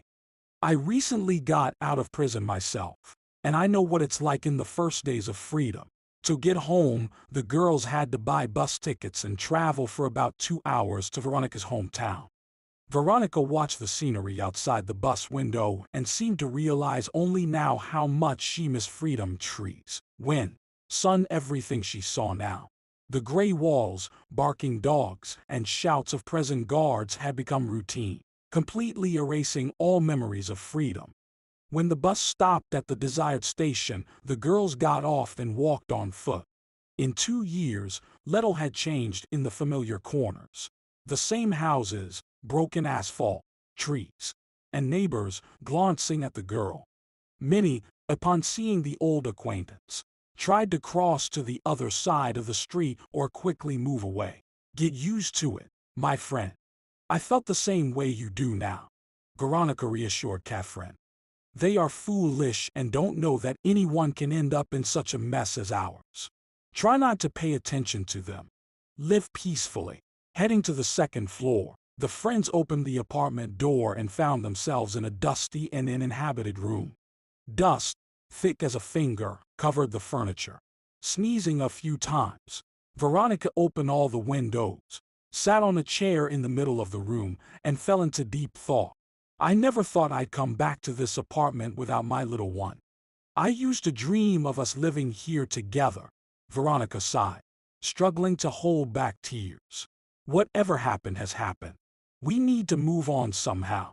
Let's clean up the kitchen, buy some groceries, and cook something to eat. I don't know about you, but I'm terribly hungry, Catherine suggested. Veronica smiled at Catherine, understanding that her friend was saying all this to divert her from distressing thoughts. Together, wielding cleaning cloths, the girls tidied up the apartment by evening. Catherine went to the store, bought essential groceries, and by the time they sat down for dinner, it was already dark outside. An omelet with sausage and tomatoes, a salad of fresh cucumbers with herbs, and green tea were just what they needed. About work, Catherine interrupted. I'll inquire tomorrow. Maybe they'll take you as a maid at the hotel. Honestly, the pay isn't great, but it's a job. What do you think about it? Ask. Of course, agreed Veronica. Finding a job won't be easy. Who would want to take people like us?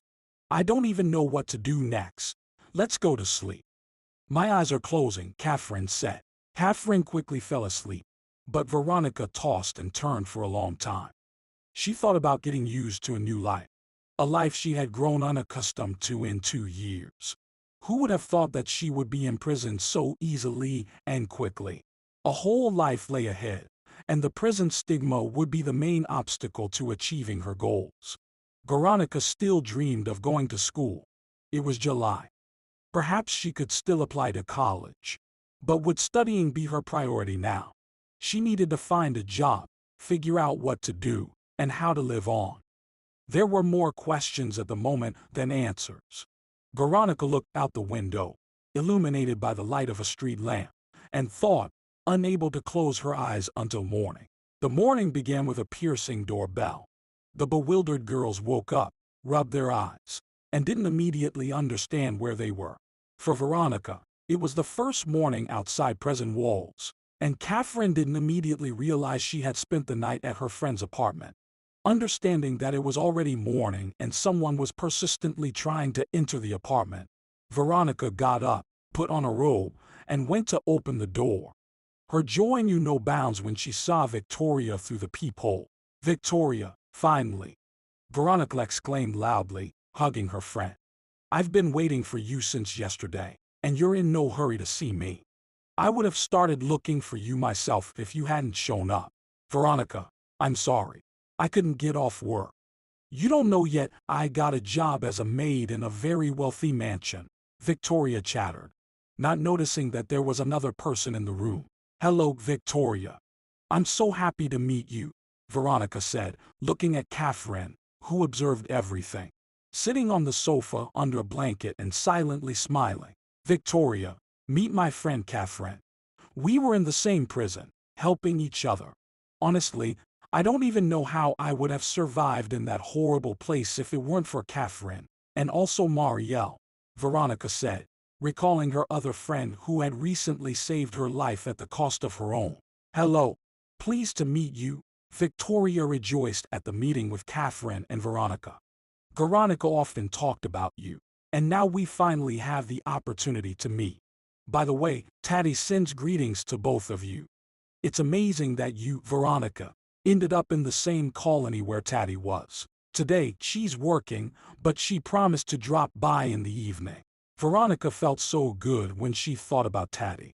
It was wonderful that she now had so many friends she could trust and rely on in everything. They say that a friend is known in trouble. Taddy, Victoria, and now Catherine had become the closest and dearest people to Veronica. The friends had breakfast. Catherine was getting ready for work, while Victoria had a day off. "I'll leave you in Victoria's care. I think you'll have a fun day together," Catherine joked, checking the contents of her bag. "All right, wallet in place, keys too. Well, I'm off. See you in the evening." Catherine waved and disappeared behind the door. Victoria poured more tea into the mix and started on a second round of pancakes. "So delicious. Veronica, you can turn ordinary ingredients into a masterpiece," she praised her friend. "If only we could get you into Bailey's kitchen." "Bailey is the woman I work for. Her old cook quit, and the one she hired recently can't cook at all. I don't think she'll last long in that house. But who would hire me to work in a millionaire's house? They will definitely ask for a resume or references. And I don't even have an education diploma," Veronica said. "We'll make recommendations for you, don't worry. And to work as a cook, you don't need special education. They'll take you on a trial period, which I'm sure you'll pass easily," Victoria assured. "Let's give it a try," Veronica said, looking hopefully at her friend. "I'm not against it. I really need a job. Find out, maybe something will work out." Catherine also promised to inquire about a job at the hotel. "So, hopefully, I can find something soon," Veronica rejoiced. The friends spent the whole day at home, went for a walk, and in the evening, Taddy came to visit Veronica. She no longer worked as a dishwasher and had managed to get a job as a nurse in a hospital a year ago. After Catherine's arrival, the friends set the table, and Taddy brought a bottle of red wine. Pouring it into glasses, Taddy suggested a toast to Marielle. Everyone supported the idea. The evening was warm and heartfelt. The girls reminisced about the past and made plans for the future. Catherine reported that, unfortunately, the hotel didn't currently need chambermaids, and there were no available vacancies. But Veronica didn't lose heart. She hoped to find a position in Bailey's house. Although, of course, it was also unlikely. "Don't worry, Veronica. Everything will be fine," Taddy said. "Life is not easy for people like us. But when you have friends, life becomes easier." For the night, only Victoria remained in Veronica's apartment. She had to go to work early in the morning. Taddy and Catherine went to their homes. The friends had a lot to talk about. After chatting until midnight, they fell asleep. This time, Veronica didn't suffer from insomnia. She slept and dreamt of a little girl with big sad eyes, calling her mom and reaching out to her. These dreams made Veronica uneasy each time. After waking up, she would be covered in sweat. Her heart pounded wildly, making her feel as if she had just run 100 meters. Over time, Veronica began to understand that it was just a dream, stemming from her frequent thoughts about her daughter, who was in a better place. Now, waking up, Veronica lay there, staring at the ceiling. Her eyes were wet with tears, and her heart pounded as if she had just sprinted 100 meters. It was already dawn outside, and the clock hands pointed to 5 in the morning. Realizing she wouldn't be able to sleep anymore, Veronica quietly got up, trying not to wake her friend, and went to the kitchen to prepare breakfast. In the morning, Veronica was alone in the apartment. She had some money for the time being. The girl understood that she needed to find a job soon. She also really wanted to visit the cafe where she had worked briefly before her arrest, to meet James and ask why he had treated her that way. Was this person so low that he sent her behind bars just because she refused to be his lover? There were many questions, but Veronica had no answers to any of them yet. According to Taddy, James closed his establishment about 6 months after her arrest. This fact also troubled Veronica. It seemed that the owner was content, and he didn't think about closing the cafe at all. There was something fishy about all of this, but what exactly? That remained to be found out. After lunch, Victoria's number appeared on Veronica's phone screen. "Veronica, it worked out. They're expecting you for an interview tomorrow," Victoria said into the phone. "We'll discuss all the details in the evening. I have to work for now." Veronica didn't quite catch what her friend said, but understood the main thing: she had a chance to find a decent job. Now, how to hide the fact that she had just come out of prison? This question was bothering Veronica. Victoria returned only at 7 in the evening. By this time, Taddy and Catherine were already visiting Veronica. "Oh, looks like the whole support group is here," Victoria remarked from the doorway and immediately sat in an armchair. "My legs are tired. It's just awful. And why did I wear these shoes? I've worn out my feet." The girls looked at Victoria, eagerly awaiting completely different information. When Victoria took a breath and stopped complaining about blisters, they almost in unison asked her to tell about Veronica's potential job. In the small kitchen, there was hardly any space again. The girls were pouring tea, and Veronica took out freshly baked fragrant apple buns from the oven. By the way, the homeowner, Tilly, prefers to eat healthy. "Do you know how to cook diet recipes?" Tilly. Veronica felt like she had heard that name somewhere and pondered. "Why are you asking me such questions when it's not yet known if they will accept me into this house?" "Veronica, it's time to surprise you." "Taddy, did you make the recommendations?" "I talked to the owners. They're expecting Veronica tomorrow morning." Veronica sat at the table in a frozen pose, eyes wide open. Taddy had gone to her old acquaintance, who wrote an excellent recommendation letter for Veronica. "My friend is very grateful to me for the help. There was a case in our lives when I got her out of serious trouble," Taddy explained. "But that's not the point now. The main thing is that there's a letter, and Veronica is invited to work. Veronica, don't doubt it. From tomorrow, you'll be employed, and they promise you a decent salary, right, Victoria?" Victoria nodded with a satisfied look. The evening went by cheerfully. For the first time in a long while, Veronica contemplated that life wasn't as bad as it might seem at first glance. The next morning, Veronica freshened up, waited for Victoria, and they went together to the suburban village, an hour's drive away. Sitting in the minibus, Veronica observed the road lined with cottages, each more beautiful than the last.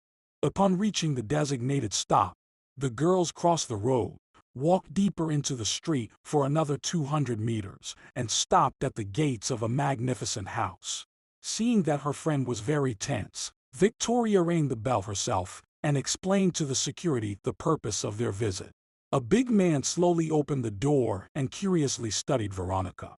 From his gaze, it was evident that he liked the girl. But being in his position, he didn't dare openly flirt with her. "Where did such a beauty come to our parts, Victoria? Why were you hiding such a beauty from us? I thought that Tilly deliberately hires only the ugliest. And here, look, the beauty is out of this world." The man began his nonsensical speech. "You want to work, you say. I'll be glad if the mistress hires you. I'm Travis, and you are Travis. Don't detain the girls at the gate. I have very little free time. And find Zach. I need to go to the city urgently. Have them prepare the car," Victoria interrupted. The voice of an elderly woman interrupted the security guard's speech, who was passionately eager to get acquainted with the unexpectedly appeared guest. Behind the man, Veronica saw a graceful elderly woman of 65. At first glance, it was noticeable that the homeowner took great care of herself, dressed with taste, and was constantly occupied with something. "Victoria, is this Veronica?" the woman inquired. "I was informed yesterday that a girl who wants to work as a cook should come." "It's me. I'm Veronica." "Hello." Veronica greeted the woman and smiled. "I need to leave urgently today. I think you'll suit me." "Did you forget the recommendation letter?" the woman asked, scrutinizing Veronica. "No, of course, here it is." The girl fumbled in her bag, finding a piece of paper. The woman read the letter for a few minutes, nodded approvingly, and looked at Veronica again. "Most importantly, remember, I really dislike untidy people. Everything in the house, especially in the kitchen, must be clean, the dishes sparkling, and the servants looking neat. I'll take you with a probationary period, of course. If I am pleased with you within 3 weeks, I will hire you officially," the woman explained. "For now, go to the kitchen. Amber will show and explain everything. You'll work from morning till 5 in the evening. Prepare breakfast, lunch, and dinner, and then you're free. 1 day off per week on Sundays. Is that clear to you?" Veronica silently listened to the homeowner and tried not to miss a word. The work schedule suited her perfectly. The salary the elderly woman mentioned was also good. Victoria, realizing that everything worked out for her, hurried about her business.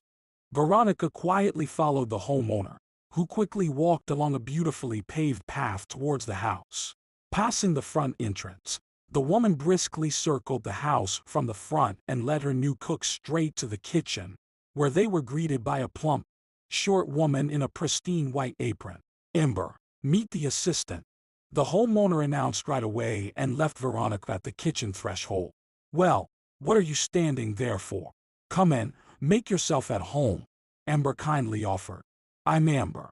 I'm Veronica, the homeowner. I don't remember her name. She didn't introduce herself. Hired me as a cook," the girl explained, looking into Amber's kind eyes. "Nice to meet you. I'm so glad," Amber smiled. "I've been working here for about 10 years. Many different cooks have been hired in this house, but none stayed for long. Tilly is very meticulous about everything.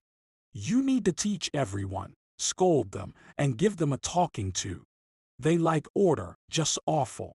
God forbid they notice even a single streak on a glass or if a dish is undersalted. And why is that? It's all because of loneliness. Her daughter doesn't visit often, only finds joy in her great-granddaughter. Tilly is 75 years old." Veronica was surprised. "She looks much younger." "Well, she takes care of herself. She tries to eat right, attends some classes, goes to the gym, swims in the pool. There's a special place in the house for that. She's been living alone since her divorce from her husband.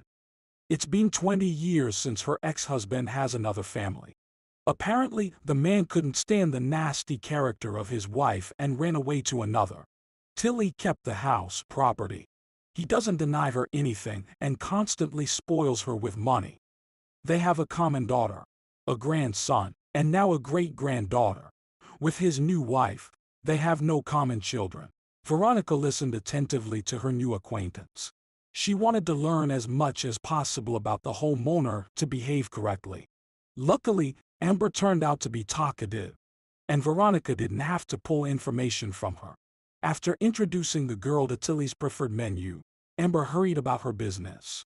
She worked as a maid and laundress. While there was no cook in the house, she temporarily took care of meal preparation. Left alone in the spacious kitchen, Veronica began to carefully explore the contents of cabinets and numerous shelves. She noticed the sophisticated-looking appliances in the kitchen, which seemed daunting at first. Veronica wondered if she could handle all of this, but tried to compose herself and opened a recipe book. She had to prepare lunch in a relatively short time. It was already 11 a.m., and she hadn't started working yet.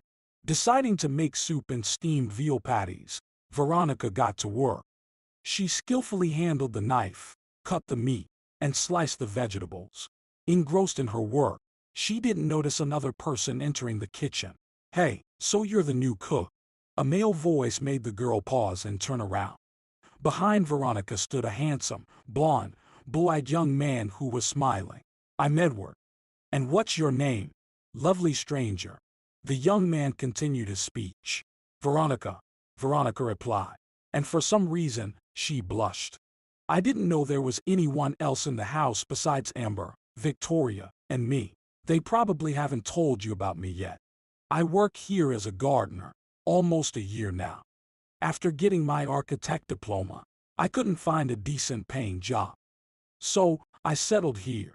Tilly doesn't hesitate to spend money on those who work well. Despite her dryness and pride, she's not stingy and constantly emphasizes that good work should be adequately rewarded, explained Edward. "In the time I've been working here, I've managed to pick up some landscaping design skills." "So, you take care of the garden?" Veronica asked. "I immediately noticed that the homeowners have exquisite taste. Everything in the garden is so beautifully arranged and well kept. And it turns out you're the wizard behind it." "Well, you could say that. There's also a large greenhouse in the house where roses grow year-round. I have to visit there almost every day, so I'm not sitting idle without work," Edward replied. Veronica remembered about cooking and continued to shred cabbage. "Okay, I won't disturb you. When you have a free minute, we can stroll through the garden and chat," Edward said, subtly switching to using you. For some reason, Veronica really wanted to continue the conversation, but work came first. After finishing lunch, Veronica eagerly awaited the return of the homeowner. "I wonder if she'll like my food or not," she asked herself. Nervously biting her lower lip, Tilly appeared around noon, freshened up, and descended to the dining room. Veronica served lunch. The homeowner was pleased with the prepared meal. She liked simple home-cooked food without too many frills, but deliciously made. "Tell me, did you study cooking somewhere?" the woman asked, peeking into the kitchen after lunch. "To be honest, nowhere. I just love to cook," the girl confessed. "Thank you for your honesty, but you have talent. For dinner, I'd like fish and a light vegetable salad." "I have dinner at 5 in the evening," Tilly announced. "You can be free after dinner. Come in tomorrow at 7:30 to have breakfast ready by 9 o'clock. After giving a few more instructions, the hostess left the kitchen. Veronica was delighted that she managed to please Tilly. It meant that now she could be confident about getting the job. In the evening, having completed all her tasks, Veronica hurried to the bus stop, where Edward caught up with her. "Can I walk you home?" he asked. "I'll also find out where you live. Perhaps I might be of use to you someday." Veronica felt a strong liking for Edward, so she allowed him to accompany her. However, at that moment, memories of the day she met Penn once again flooded her mind. Back then, she was happy and had no idea how the story would unfold. Veronica couldn't shake off those memories, and Edward immediately noticed the change in her mood. "Veronica, something's wrong. It seems like you're not hearing me at all," he remarked, taking her hand. "Don't mind me. I just recalled an unpleasant moment from my life." Veronica smiled in response. Throughout the way to the desired bus stop, the young people chatted, sharing their interests and dreams. For example, "I dream of earning enough for a big house with a garden. And believe me, I'll definitely make that dream come true," the young man declared. "What about you? What's your dream?" This question caught Veronica off guard. She knew what she dreamed of the most, but she chose not to talk about it. Admitting that she wanted to uncover the truth related to her daughter's birth was something Veronica was afraid to acknowledge even to herself. However, this thought haunted her day and night. "Yes, there is a dream, but I'm not ready to talk about it yet," Veronica replied, smiling faintly. Edward didn't pry into her soul, although he immediately sensed that this topic was unpleasant for the girl.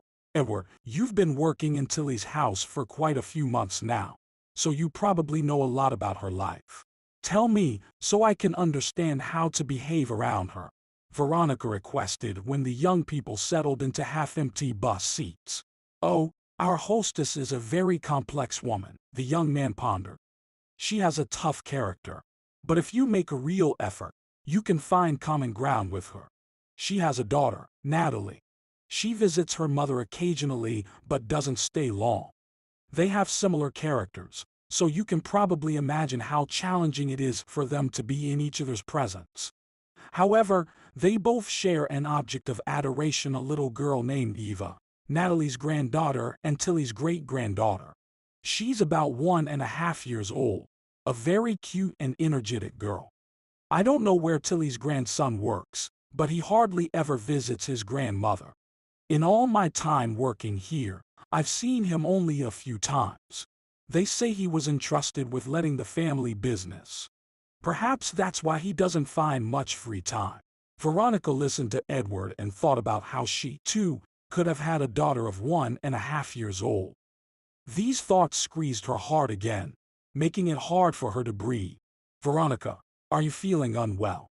Maybe we should get off the bus and take a walk," Edward suggested, noticing her distress. Veronica declined the young man's offer, explaining that she just had a headache and tried to pull herself together. Edward escorted Veronica to the entrance and extracted a promise from her not to be sad anymore. Veronica promised, but she couldn't keep her word. As soon as she was alone, tears betrayed her from behind her eyes. In a troubled state, she went to sleep and dreamt all night about a little girl reaching out to her, calling her mom. However, some force prevented Veronica from reaching the child and taking her in her arms. In the morning, Veronica hurried to work. One workday followed another. Unnoticed, 3 weeks passed, after which Tilly officially hired her. There was little time left for meetings with friends.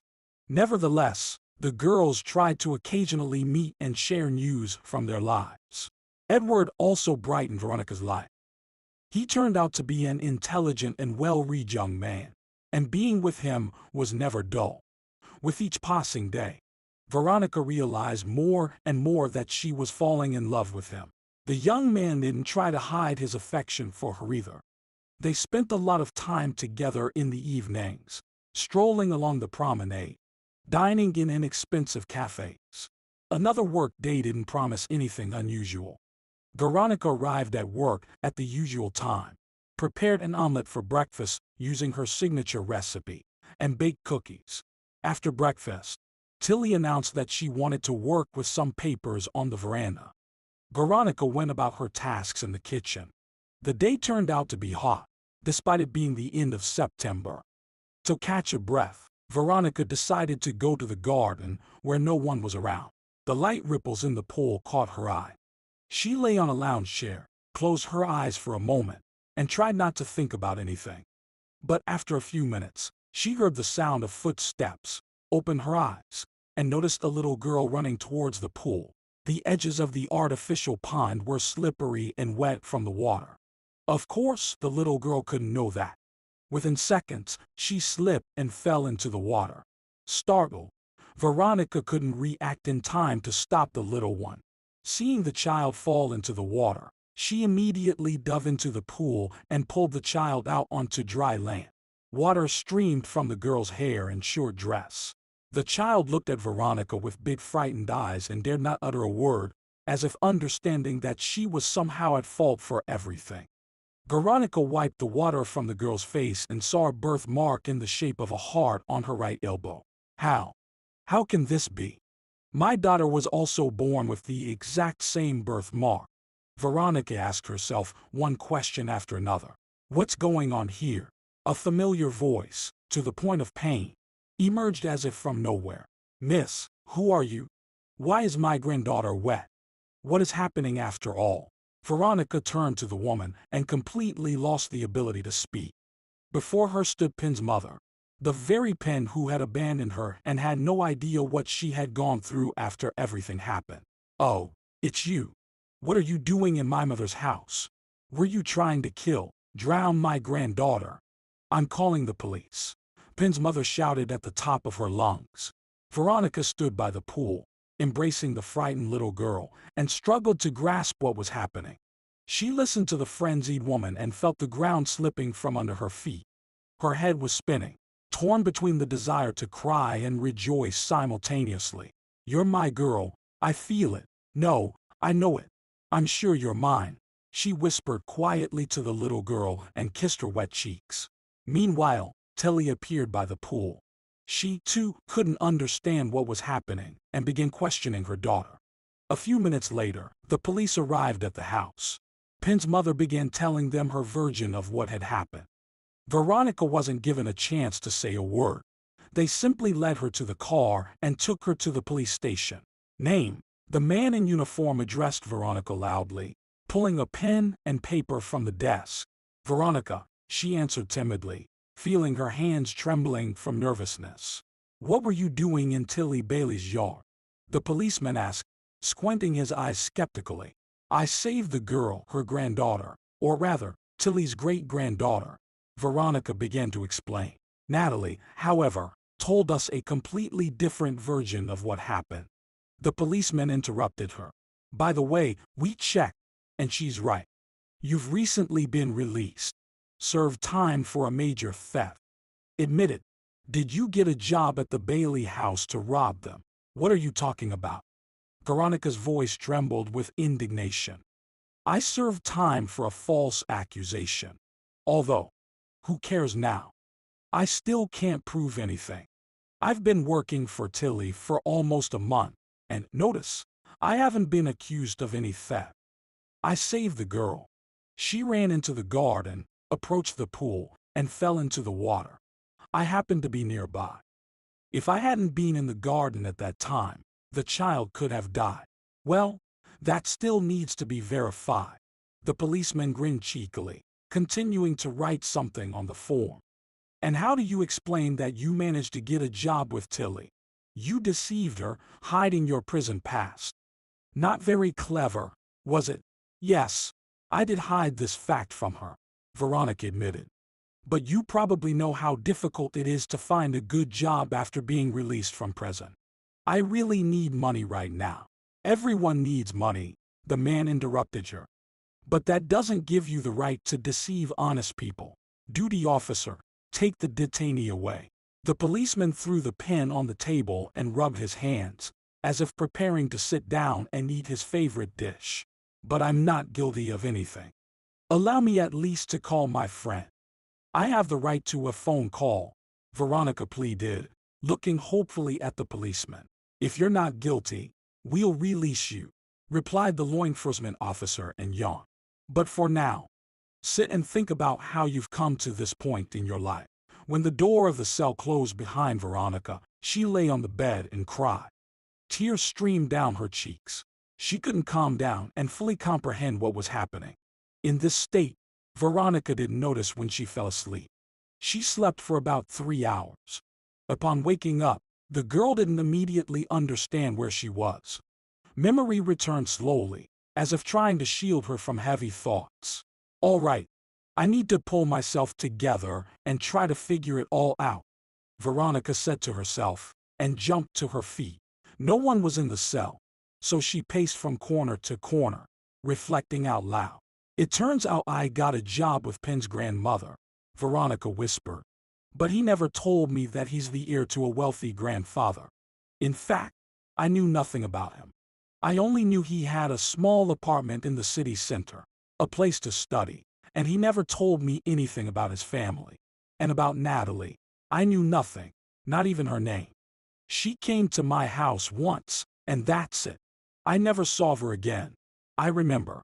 It was then that she mentioned her mother's name, said that Pen's grandmother Tilly fully supported her and also didn't want to see me as a daughter-in-law. And this girl, Natalie, calls her granddaughter. So, Pen got married, and he had a daughter. But how? How did it happen that this little girl has exactly the same birthmark as my deceased daughter? And maybe, besides a son, Natalie has other children. God, I'm going crazy soon. The girl completely lost track of time. She didn't know if it was day or night. The cell she was in didn't even have a window. Being in it was even harder. It felt like the walls were closing in. There wasn't enough air, and the dim light brought such gloom, as if a wolf were howling. Veronica didn't know how many times she had circled the small cell. Out of desperation, she began knocking on the door. The duty officer rushed at the sound. "Why are you banging like a mad woman?" he barked, opening a small window. "I want to make a call and inform my friends where I am," Veronica replied. At 3 in the morning. The guard was surprised. "Calm down and go to sleep. You'll solve your problems in the morning." The window closed, and the man moved away from the cell door. 3 in the morning. "Oh God, I can't take this anymore," Veronica whispered, sliding to her knees along the wall. "I can't take these prison walls anymore. Why is all this happening to me? For the second time, I'm accused of something I didn't do. God, help me. Besides you, there's no one else to help me." In the morning, they brought breakfast. Veronica didn't want to eat, but she remembered in time how she forced herself to swallow prison food not to lose her last strength. After a while, she was called in for questioning again. "My name is Charlie. I'm the investigator," the man introduced himself. "Veronica, I'll tell you straight away, your fears are bad. Most likely, you'll find yourself behind bars again soon." "Again?" Veronica repeated and smiled. "And of course, everyone will wipe their hands with a satisfied look, just like your colleague did during yesterday's interrogation. Isn't that right, comrade investigator? Some kind of sinister lesson, honestly. But you're smart, educated people.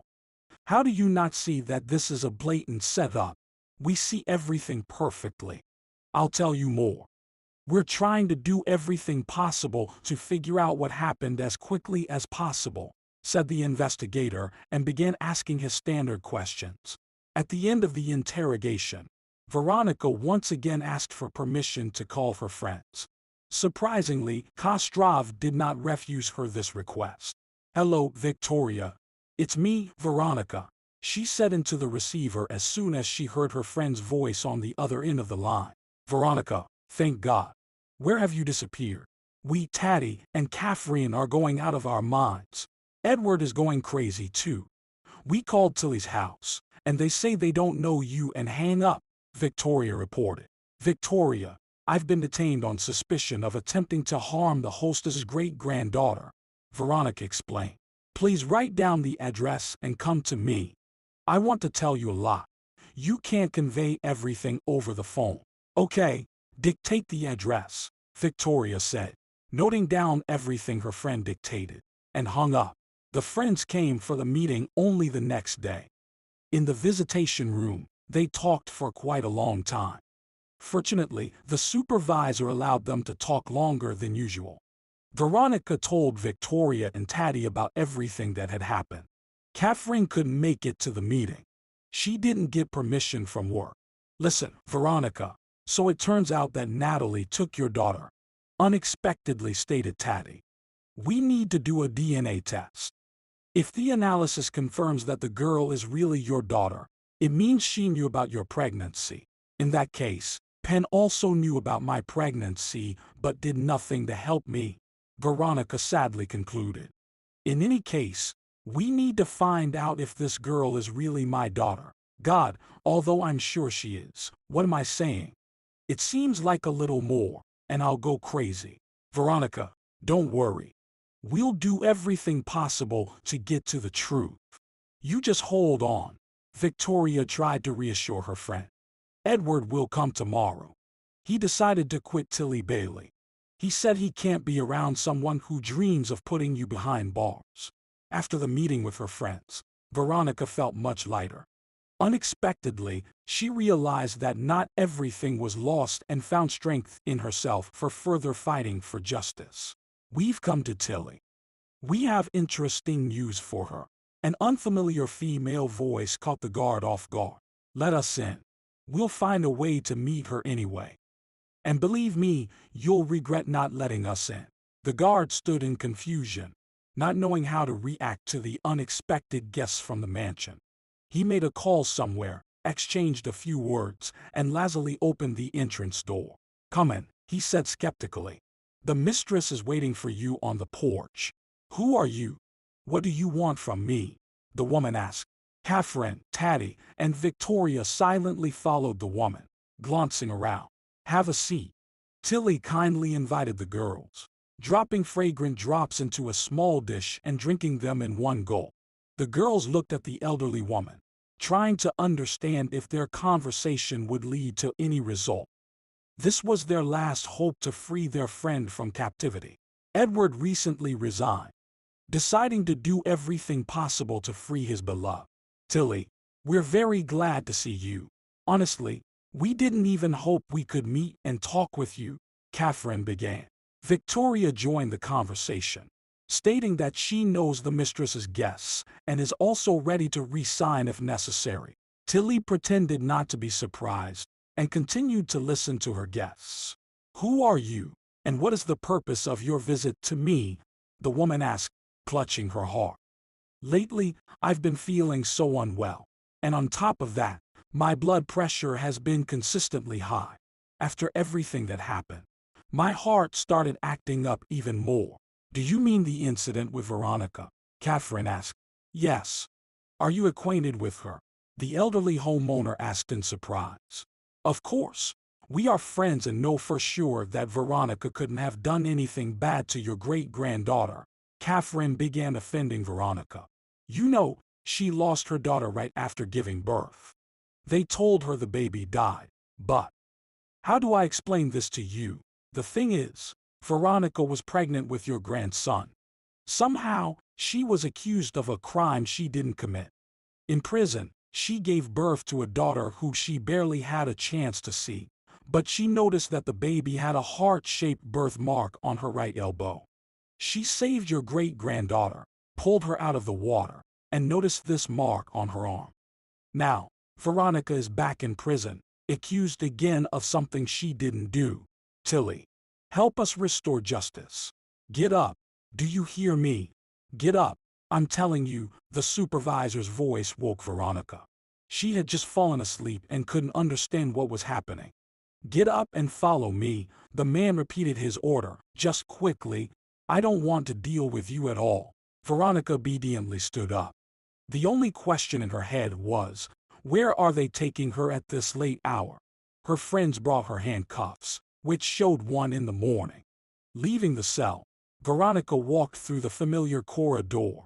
Then the man turned in a direction she had never been before. Turning the corner, the girl found herself at a locked door. The supervisor turned the key and let his captive outside, where they immediately put a bag over her head, tied her hands with a rope, put her in a car, and drove off in an unknown direction. After about an hour and a half, the car slowed down and stopped. The person who had been with her all this time pulled her by the hand, indicating that she should follow. Veronica didn't immediately realize who was with her in the back seat of the car. But, sensing the scent of perfume, she understood that it was a woman. Probably trying not to reveal herself, the stranger hadn't spoken to her. Veronica only heard the driver's voice, who was also unfamiliar to her. The woman didn't handle Veronica delicately. With rough and sharp movements, she dragged the girl along, as if in a hurry.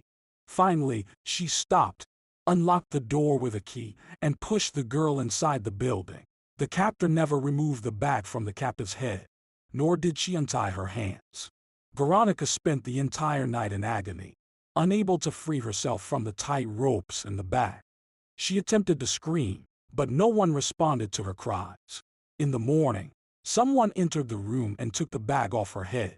Veronica saw a man around 55, who silently untied her hands and pointed to the food and water he brought. Veronica noticed that he was about to leave and decided to talk to him. But the man only grunted and tried to explain something with gestures. She realized that her interlocutor was deaf-mute and wouldn't be able to answer her questions. Veronica also realized that the man possessed unusual strength when he pushed her onto the couch, signaling her to stay away. For breakfast, the mute man brought Veronica buckwheat oatmeal and a glass of milk.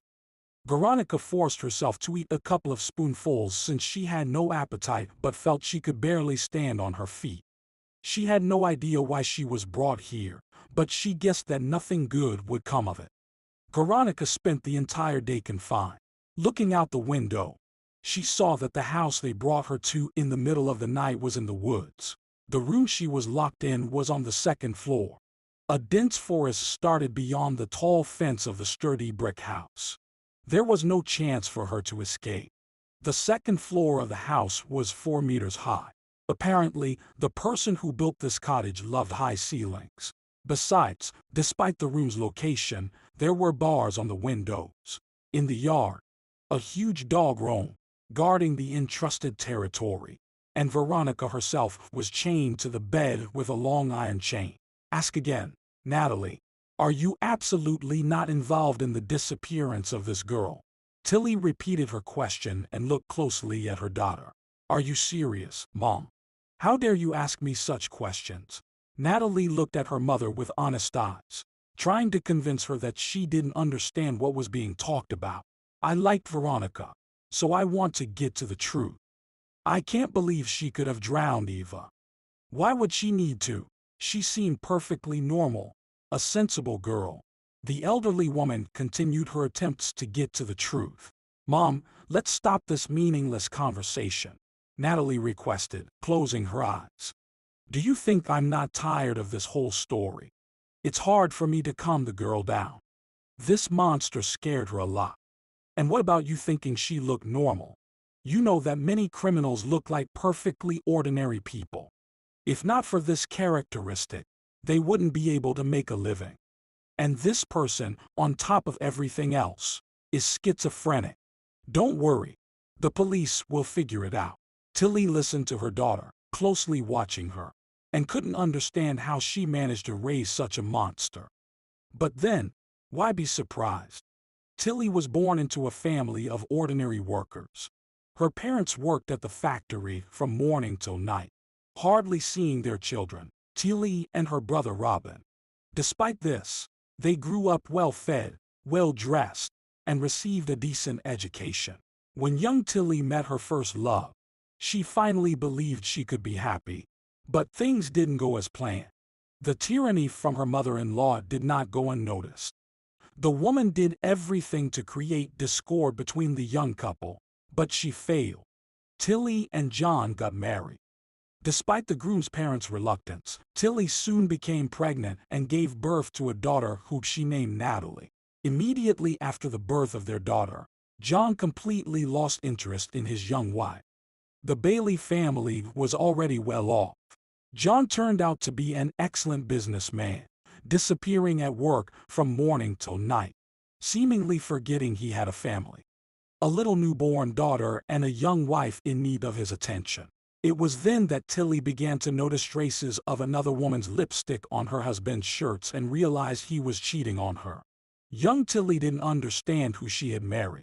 John was one of those men who got bored with just one woman. He started with one mistress, then another. He became so audacious that he openly brought women into the house, entertaining them in the room next to his wife.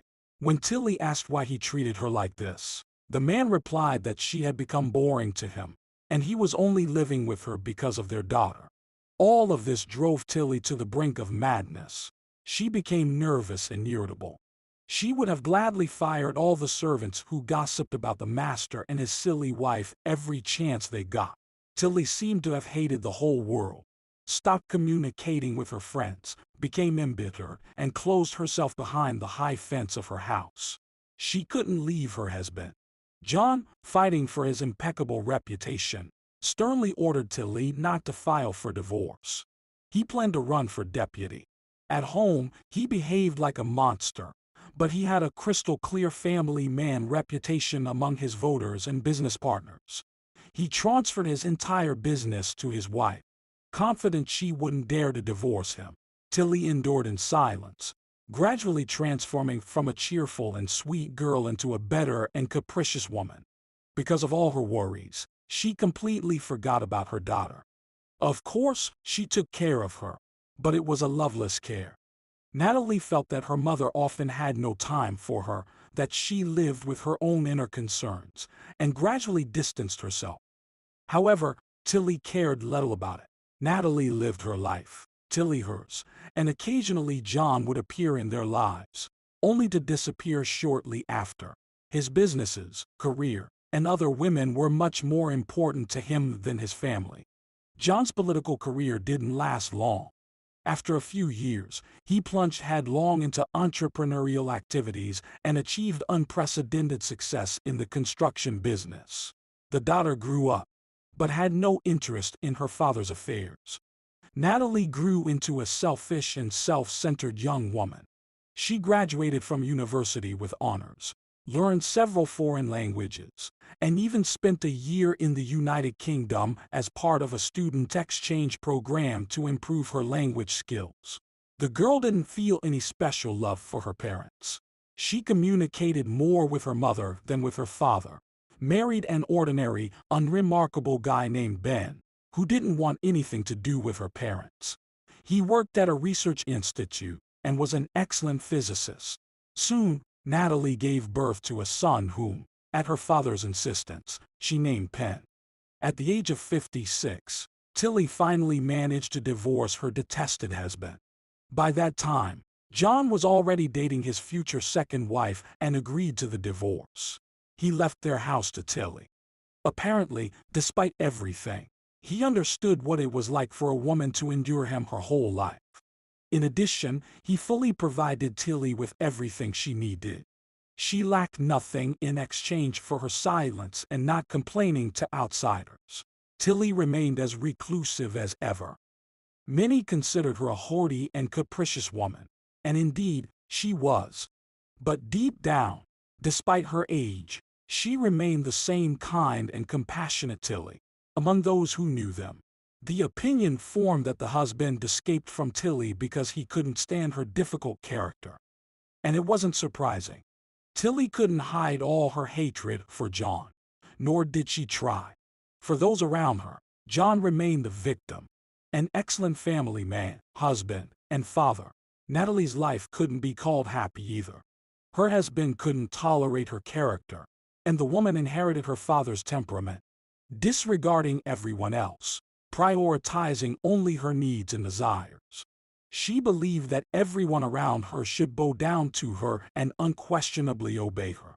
She raised her only son to be submissive. From a young age, Penn got used to listening to his mother and obeying all her commands and orders. Natalie couldn't stand her mother. She visited her rarely, mainly when it was necessary. When Penn turned 18, he moved out from his mother and started living on his own. The young man felt that it was hard to breathe in Natalie's presence, and life was simpler at a distance, although he still depended on her for everything. Natalie's life changed when she decided to take a little girl from an orphanage under her care. She explained to her son and mother that she was bored living alone, so she decided to take this step. Although she loved the little girl, she didn't show particularly warm feelings towards her. She had grown attached to little Eva, eagerly awaited her visits, and considered her as her great-granddaughter. When the elderly woman heard that her daughter had called Veronica schizophrenic, she decided to invite her friends over again. When the girls came to Tilly for the first time, she thought they were confusing something and didn't take their words seriously. Now, seeing the hatred in her daughter's eyes, she decided that she needed to double-check the case materials and discuss all the details with Catherine, Victoria, Taddy, and Edward. The day dragged on endlessly. For the third consecutive day, Veronica had been eating poorly. Several times a day, the mute man led her to the bathroom. The girl didn't know why she was being kept in this place, but she suspected that ultimately, she would be killed. Had this happened even a year ago, she would have accepted this fact and not resisted her fate. But now, when she was sure she had found her little one, she wanted to live more than ever. She didn't know why they hadn't killed her yet. She assumed that her enemy hadn't decided how to deal with her. It was completely dark outside. When the mute man entered the room, he removed the chain from the girl's leg and gestured for her to leave the room. Veronica's hands were tightly bound with a rope, and the man put the sack back on her head. Veronica followed the man, not knowing what would happen to her in the next minute. Once outside, she felt the coolness of the night and the pleasant scent of the forest. The mute man dragged her to a car and forcefully pushed her onto the back seat. How much time had passed since she found herself in the car? The girl didn't know. Due to excitement, she completely stopped thinking. Her heart pounded furiously, and the only thought in her head was what to do to free herself and escape. "Please, stop the car," she begged the man. "I'm feeling dizzy. It's night outside, and I won't understand where you're taking me anyway. Please, take off the sack from my head a little more, and I'll vomit right in the car." With these words, she apparently managed to reach her tormentor. Soon, the car braked on the side of the road and stopped. The man helped her get out of the car and remove the sack from her head. The surroundings were a forest. Tall trees occasionally creaked as if welcoming their unexpected guests. Veronica realized they were driving on a gravel road in an off-road vehicle. No other car could pass through such a road. "Where are you taking me? Please, let me go.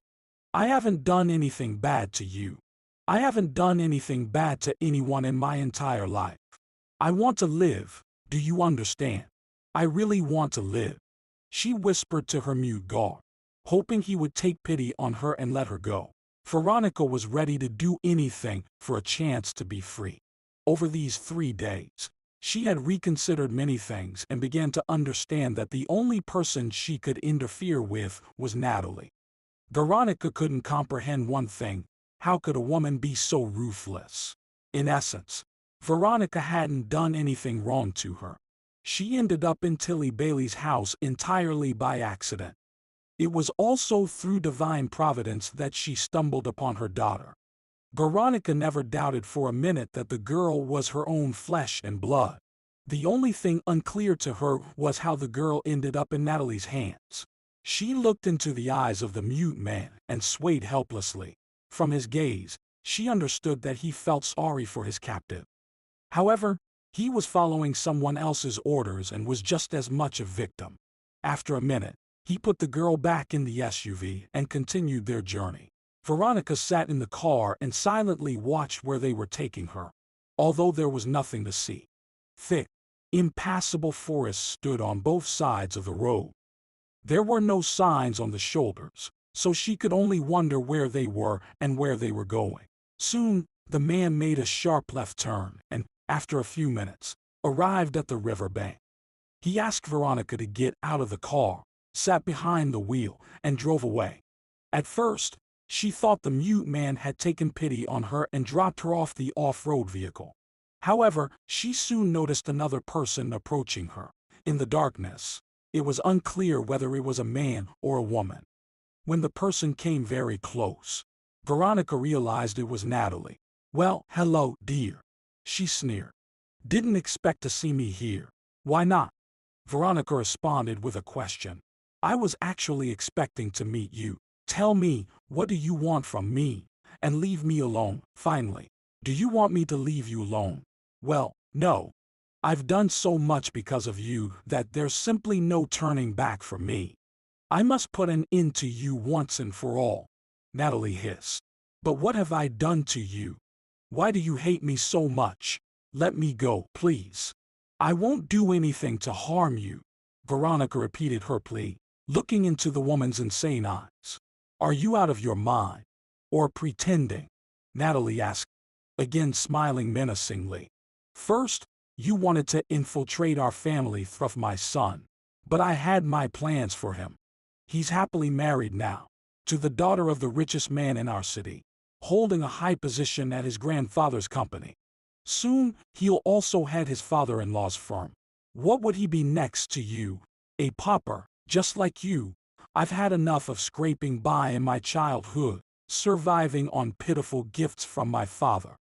Now, I lack nothing. I have a luxurious mansion in the city center, all thanks to my efforts.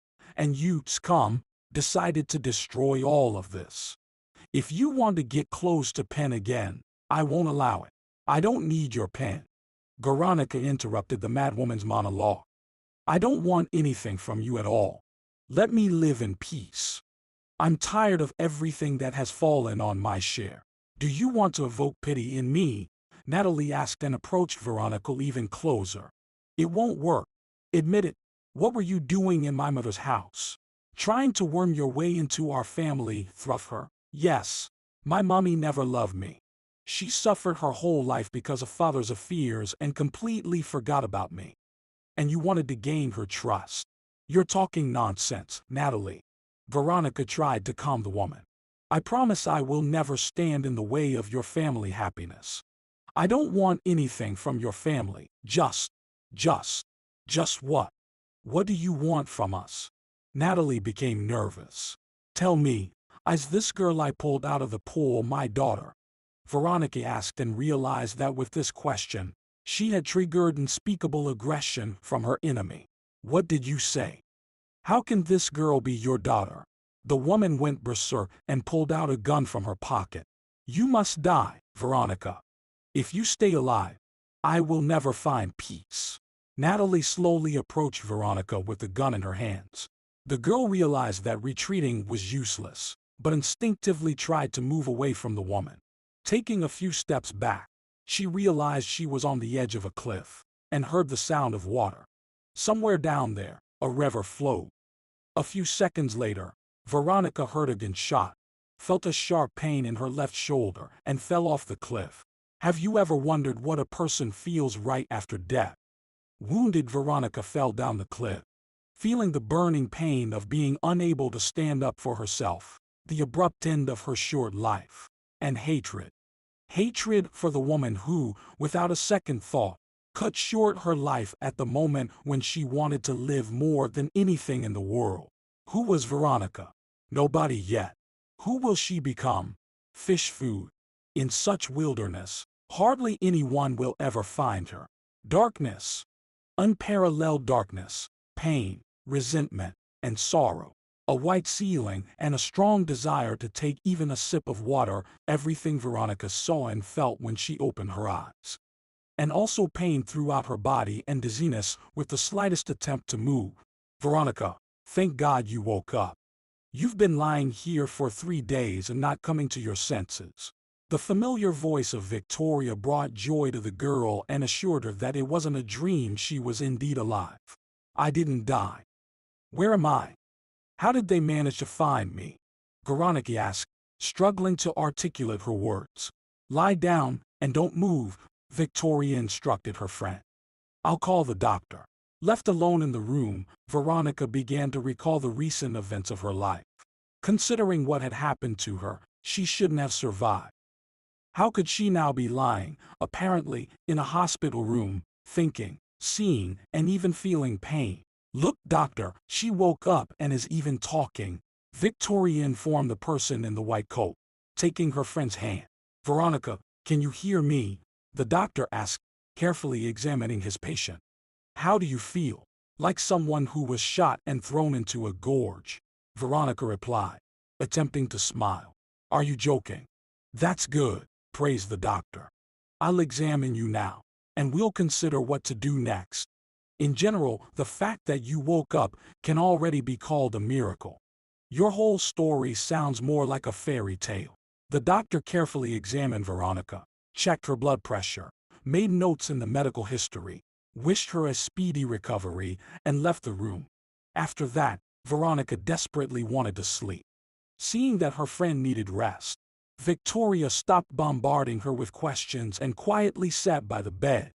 Veronica fell asleep and slept until the morning. In the morning, a nurse entered the room, set up N4, and adjusted the girl's pillow. Your friend fell asleep only towards morning. She was wandering around the corridor all night. I suggested a sedative, but she refused. I got the impression that she's afraid to leave you unattended. Apparently, she's deeply concerned about you, said the girl in the white coat with an equally white cap on her head. Look at how soundless she sleeps on the adjacent bed. Veronica tried to turn her head. It was a struggle, but she managed it. Victoria was indeed sound asleep, even snoring a bit. Looking at her friend, Veronica once again thanked God for people like Victoria in her life. Around 10 in the morning, the doctor visited the room. After another examination, he was satisfied with Veronica's condition. At this rate, you'll be on your feet soon. That's very reassuring. I'm not sure if we should allow visitors. There's a crowd in the corridor, and I don't know what to do with them, the doctor reported, looking concernedly at his patient. I would like to meet each of them, the girl replied. I have so many questions and not a single answer. I don't understand how I ended up in the hospital. Well, okay. Let's make a deal. As soon as you feel tired, no visitors in the room. Got it, the doctor smiled. Veronica nodded in agreement and smiled back. The first to enter the room were Taddy, Catherine, and Edward. In Edward's hands were white roses. He kissed Veronica and couldn't stay away from her for a step. The girl was eager to find out how they managed to find her. Catherine took it upon herself to tell the story. Veronica, you can't imagine how hard we looked for you, she began her narrative. None of us knew about Natalie's plans, as she turned out to be the mastermind behind your supposed escape. This woman's ability to plot and scheme is simply unbelievable. Anyway, listen. Now we know for sure that Natalie was the culprit behind all your troubles. Her lifelong dream was to marry her son to the daughter of a rich and influential person. She found such a person. So, this arrogant and stubborn person set her eyes on his daughter. When she learned that her son was dating you, an orphan, she completely lost control and did everything to separate you two. However, it wasn't difficult for her to do so. Her son unquestionably obeyed his mother and never went against her will. But not in this case. Penn was probably genuinely in love with you, so he began to defy his mother, which incurred her furious wrath against you. In the end, she managed to convince her son that the relationship with you would lead to no good, and he vanished without explaining what happened, as you remember. Yes, Veronica replied softly, reliving all the events of those long-gone days. To finally sever all the ties between you, she made an effort to find out where you live and even personally came to deal with you, Catherine continued. It would have been fine if she hadn't accidentally met you at the women's consultation. She took her future daughter-in-law there, pretending to be concerned about the girl's health. She knew that her son didn't like Saffron, that's the poor girl's name. So, she wanted the young couple to have children quickly, which, according to her theory, would definitively unite the two families. The woman quickly figured out that you were attending the consultation for a reason. Through her connections, she learned about your pregnancy and decided to influence you through the doctor. Remember Dr. Nicole? At first, she tried to persuade you to have an abortion, for which she could receive a considerable sum of money. Later, when it became clear that you wouldn't give up the child, Natalie decided to take her grandchild and raise them herself. How she planned to do that is unclear from the story, but Nicole, at the request of Mrs. Natalie, began to treat you completely differently, with kindness and care. Yes, that's exactly how it was. Veronica confirmed her friend's words. I couldn't understand why she suddenly changed her attitude towards me. Natalie wanted you to give birth to a healthy baby. Started paying the corrupt doctor money for all the necessary procedures. Catherine nodded in agreement. But life dictated its own rules. Suddenly, you ended up in prison. This case has been reopened. James and his former lover Melanie, who you know, got involved in the investigation. By the time you started working at his cafe, they had already stopped dating but remained good friends. When you refused James's proposal to be his mistress, he decided to teach you a lesson. Melanie did have a very valuable ring from her grandmother. These two staged the theft of the gem and masterfully framed you for everything. So, James just put me in prison for a whole 2 years out of spite. Veronica exclaimed indignantly, almost trying to sit up, but, feeling pain in her shoulder, lay back on the bed. Yes, unfortunately, that's the case. Maybe he just wanted to teach you a lesson and scare you, but he went too far, and there was no turning back. You ended up behind bars. But don't worry, they will definitely pay for everything they've done, Catherine said with anger, clenching her fists. Natalie didn't like this turn of events. She never expected her grandson to be born behind bars, but later, she saw an opportunity in it. She knew that, by bribing the right people, she could quickly get the baby, and they would tell you that the newborn had died. That's exactly what the doctors in the maternity hospital where you gave birth to your daughter did. Only the nurse in the delivery room, who wasn't aware of the whole story, managed to show you the girl, and you noticed the mole on the baby's left hand. Natalie didn't know that you knew the gender of the child, let alone that you had seen the mole. The doctor who delivered your baby didn't tell her about this oversight, afraid she wouldn't get the agreed-upon sum. They all stuck to their story, and Natalie got a granddaughter, whom she presented to her family as an adopted child from an orphanage. The doctor got her money, and you got nothing, as planned. By the way, Penn only found out yesterday that he has a daughter. He knew that his mother was raising some girl, but he could never have guessed that it was his own flesh and blood. When they told you that the child had died, you didn't want to believe it for a long time. But eventually, you accepted it and started living your life. Natalie couldn't stand it. She ordered your death. This crazy woman acted through the supervisor. Remember Janet? I remember. Veronica nodded, recalling one of the most terrifying days of her life when she almost died too. Janet ordered Christine and Amanda to kill you, but Marielle intervened. Catherine continued. This case was closely monitored. These two were transferred to another prison, and Janet was fired for negligence. But you and I, Marielle, we came out of that horrible place alive. Why did she order me to be killed? Veronica asked. It's simple, Catherine sadly smiled. Natalie couldn't stand the thought that you might eventually get out and, God forbid, start digging into her affairs. Don't forget, she's completely insane. So, she decided to finally get rid of you. But even this time, it didn't work out for her. When the investigation into Marielle's death started, Natalie got scared for herself and didn't interfere anymore, leaving you alone. Then, you got released and accidentally got a job working for Natalie's mother. You also accidentally saved your own daughter from drowning. Natalie wanted to erase all the recordings from the cameras. She tried to do it but forgot about one of them. Edward found these recordings and already showed them to the investigators. They clearly show that you weren't drowning but, on the contrary, pulling the girl out of the water. Natalie staged your escape again out of desperation. She hated you and decided to get rid of you herself. She acted in the old-fashioned way, bribed the guards and took you out of your cell. She took you to a place where no phone signal could reach. We completely lost contact with you. By the way, you don't know about the watch yet. Edward installed some device in your watch that could determine your location, as if he knew it would come in handy in the future. That's how we found you.